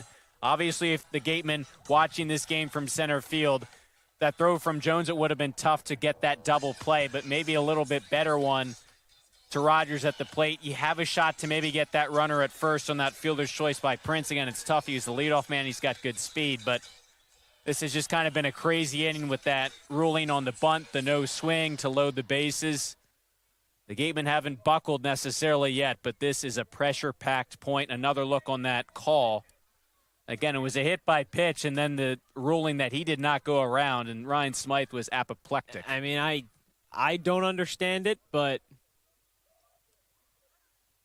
either way, that was the umpire's discretion. So the bases loaded for Parker Brocious. First pitch, fouled away. Went has the platoon advantage, 1 away in the 9th against the righty. But if he were to reach, Jeff Luigi comes up to the plate. Just hoping for any unproductive out. If you're Went, hopefully you can trust your defense, induce some weak contact, turn over a double play, and end the inning. 0-1, wave and a miss. That's how you start off an at-bat. 2 strikes. Here's a couple of fastballs located perfectly. When you got an electrifying fastball, busting hitters in, always a good approach. Now it opens up options with 2 strikes.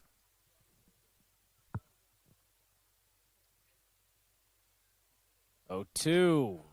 Misses just high above the belt. Bates on third, Schaffner on second, and Briggs on first. Prince was retired. That's the lone out here in the 9th.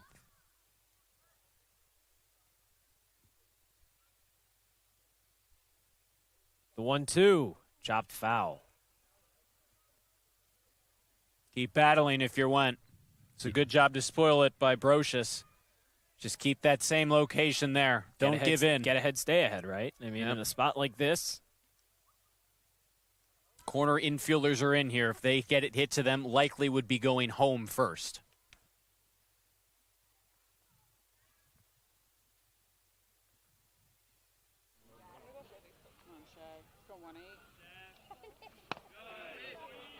Two and two.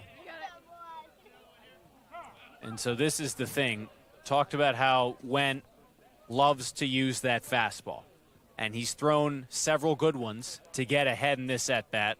Couple of balls, but at a certain point, when you're a hitter and you only have to worry about one pitch, it makes it a whole heck of a lot easier to sit on it and time it up.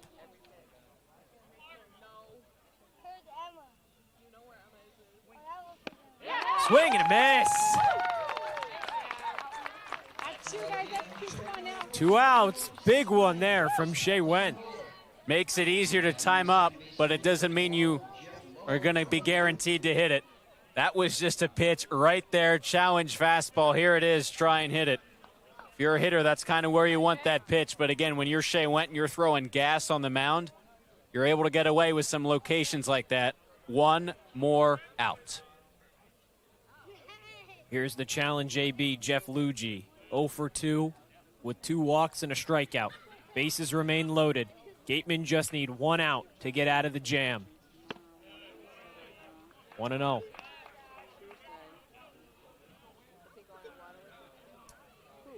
Nowhere to put Luigi. Tomorrow's going to be 87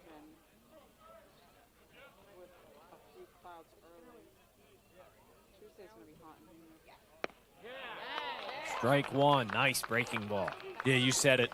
To at the very least get Luigi off of that fastball a little bit. You just showed him you could locate something other than that heater. And now he's got to protect against both pitches.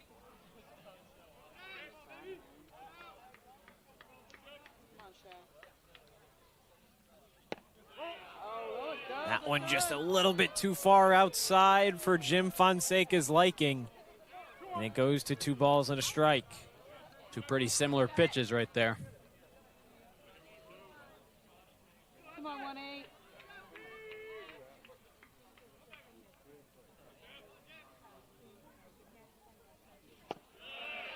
Three and 1.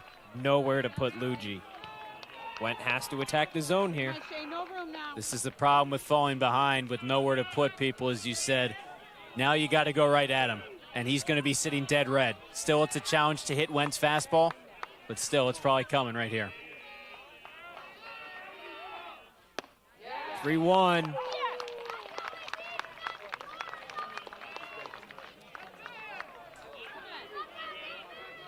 Biggest pitch of the night for Shea Went. Payoff pitch coming up. Bases loaded, 2 outs in the 9th. To keep it a tie game. Went goes home. Misses inside. He wanted the call, but the run comes in for the Harbor Hawks. It's 2-1, Hyannis. He made a really close pitch on that inside corner. Again, it's another fastball situation. And if you're Went, you're probably frustrated because you were getting squeezed on the outside corner with that curveball that missed, and then again on the inside corner with that fastball that just barely missed. Here's Jace Dobie, rather. Strike one. Dobie had the RBI double in the first. He's 0 for 3 since. With a chance to break the game wide open for the Harbor Hawks against Went. Gatemen trying to limit the damage. It's 0-2. And that's what it's about. Sure, it's obvious, but the Gatemen have, despite the fact that they have not scored runs at their normal clip the past 3 nights, they've been able to manufacture runs, and it's much easier to do that to, at the very least, tie the game and come back from a multiple run deficit.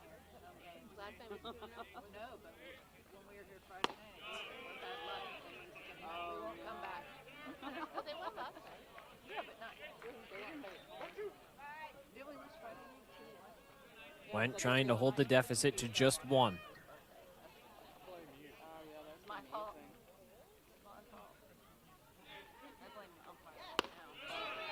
Two and 2. Let's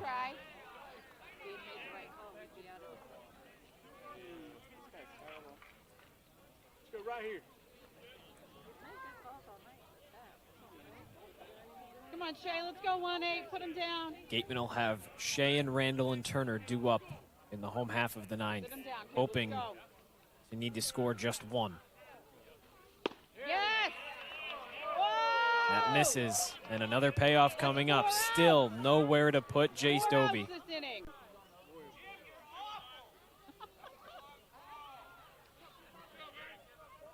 outs, Gatemen, let's go.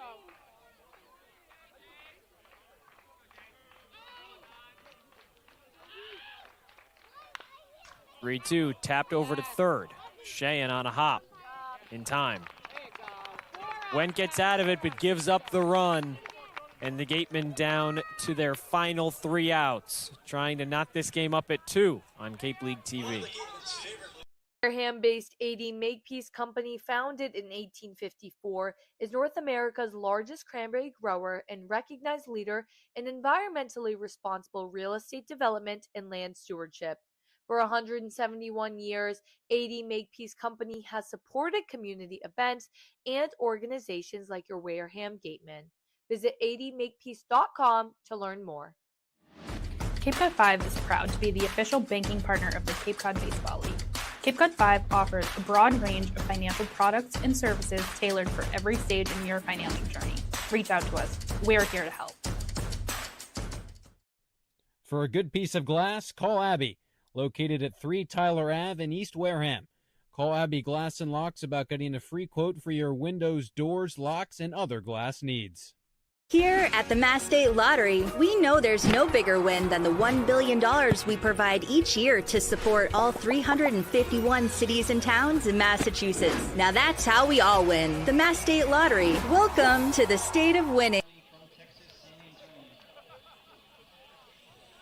3 outs left for Wareham. New pitcher into the game for Hyannis. It's Connor Kelly, the righty from Texas San Antonio, trying to shut the door on a Gateman squad that trails by 1. 2-1 as we enter the home half of the 9th. Alongside Cory Miller, I'm Josh Richardson. Cory, this one has been a roller coaster ever since that first inning. Hyannis struck first early, then zeros across the board all the way until the 7th, and the action has surely picked up since then. Without a doubt. I mean, that was quite the roller coaster in that top half of the inning. You thought maybe the Gatemen would get out of it unscathed. They had some calls not go their way, to say the least. And now, with us out here in center, Chancellor Wareham, listen, it's tough. Down by a run, you thought maybe they could head into this bottom of the 9th with the game tied, just try and walk it off. But the good news is you have 9, then 1, then 2. All you need to do is manufacture a run. A leadoff base runner would go a long way into helping you tie this game up. Van Sheehan will get pinch hit for, so Jack Cale comes in, the lefty from Columbia, in his first appearance in a Gateman uniform, and what a spot for him here. A chance to get a leadoff runner on. Van Sheehan today, he's 0 for 3, so somebody that has been struggling at the plate. I was going to say that if he did lead off, he has some speed to try and steal second if he could reach safely, but now you go to a guy in Cale that had a lot of success at Columbia this past year, hoping that that can translate in a big spot here for Wareham. 1-0. Yeah, 312 hitter in Ivy League action for Columbia this past spring, 7 homers and the 45 RBIs. And then this past summer, this current summer, 299 in the Coastal Plain League. That'll work.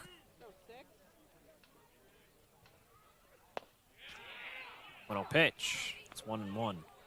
And it's a tough spot, a lot to ask of a guy, but at the same time, he's not coming in super cold because, again, he's played in 34 games in the Coastal Plain League this summer. Shane's been swinging a cold bat. In the very least, you get a platoon advantage if you're the Gateman.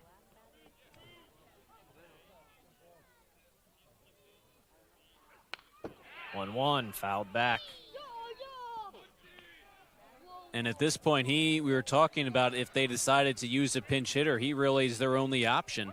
You still have Rivera on the bench, but other than that, all these position players are in the game. That's what happens when 3 rostered hitters are released within a span of a couple days. Chopper to first. 1 away.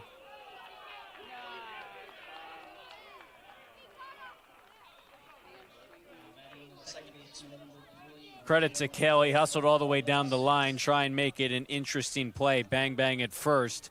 Big for the Harbor Hawks and Connor Kelly to get that first out. I mean, you look at Kelly, this is just his second appearance out of the bullpen. He got a save in his only other appearance, so it's the same scenario for him right now. But a guy who's only pitched 1 inning for the Harbor Hawks this summer, and now here comes the top of the order. It's Braden Randall. He's 0 for 3. Had a walk and he reached on an error. Flies 1 foul down the third baseline. Randall hit his first home run of the season earlier this week. That was on Thursday in the 8-1 win over Orleans. He's 1 swing away from tying this game at 2.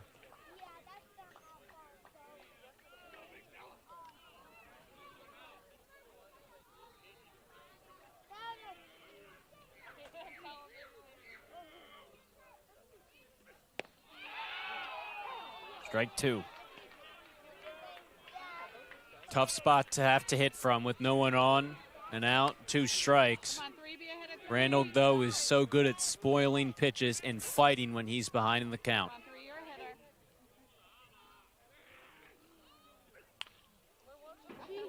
Foul ball. Randall fights a lot when he gets behind in counts. Earlier this year at Brewster, drew 23 pitches in 2 at-bats. He was retired both times, but can tire a pitcher out, especially a closer, in a moment like this. The 0-2. Swing and a miss. Wareham down to its final out. Here comes Colby Turner, responsible for 1 of 4 Wareham hits tonight. That was just a challenge fastball that beat Randall on the inner part of the plate. You still got to be careful with Turner with no one on because of that power. It's something that Hyannis and Kelly has to take note of. We've seen that electric fastball. We saw it to end this Randall at bat. Plays perfectly. Guy went up at the plate right now, though, in Turner. Ball 1. If Turner can reach, Chris McHugh would come up to bat.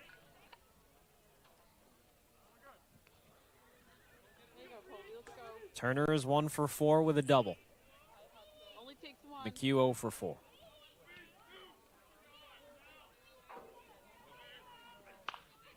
Fly ball into left field, but it will hang up for Doby to retire Turner. That ends the game. Gatemen had a chance. It was tied going into the 9th. And surrendering 1 run in the top half leads to a 2-1 loss for the Gatemen. Hyannis' 14th win of the year, the 16th loss of the season for Wareham. This is a tough break for the Gatemen because the offense struggled from the get-go.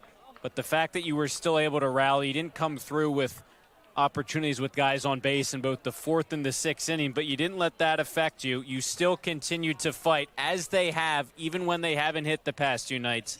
Tied the game up in the 7th by putting the ball in play. They look like in a pretty decent spot.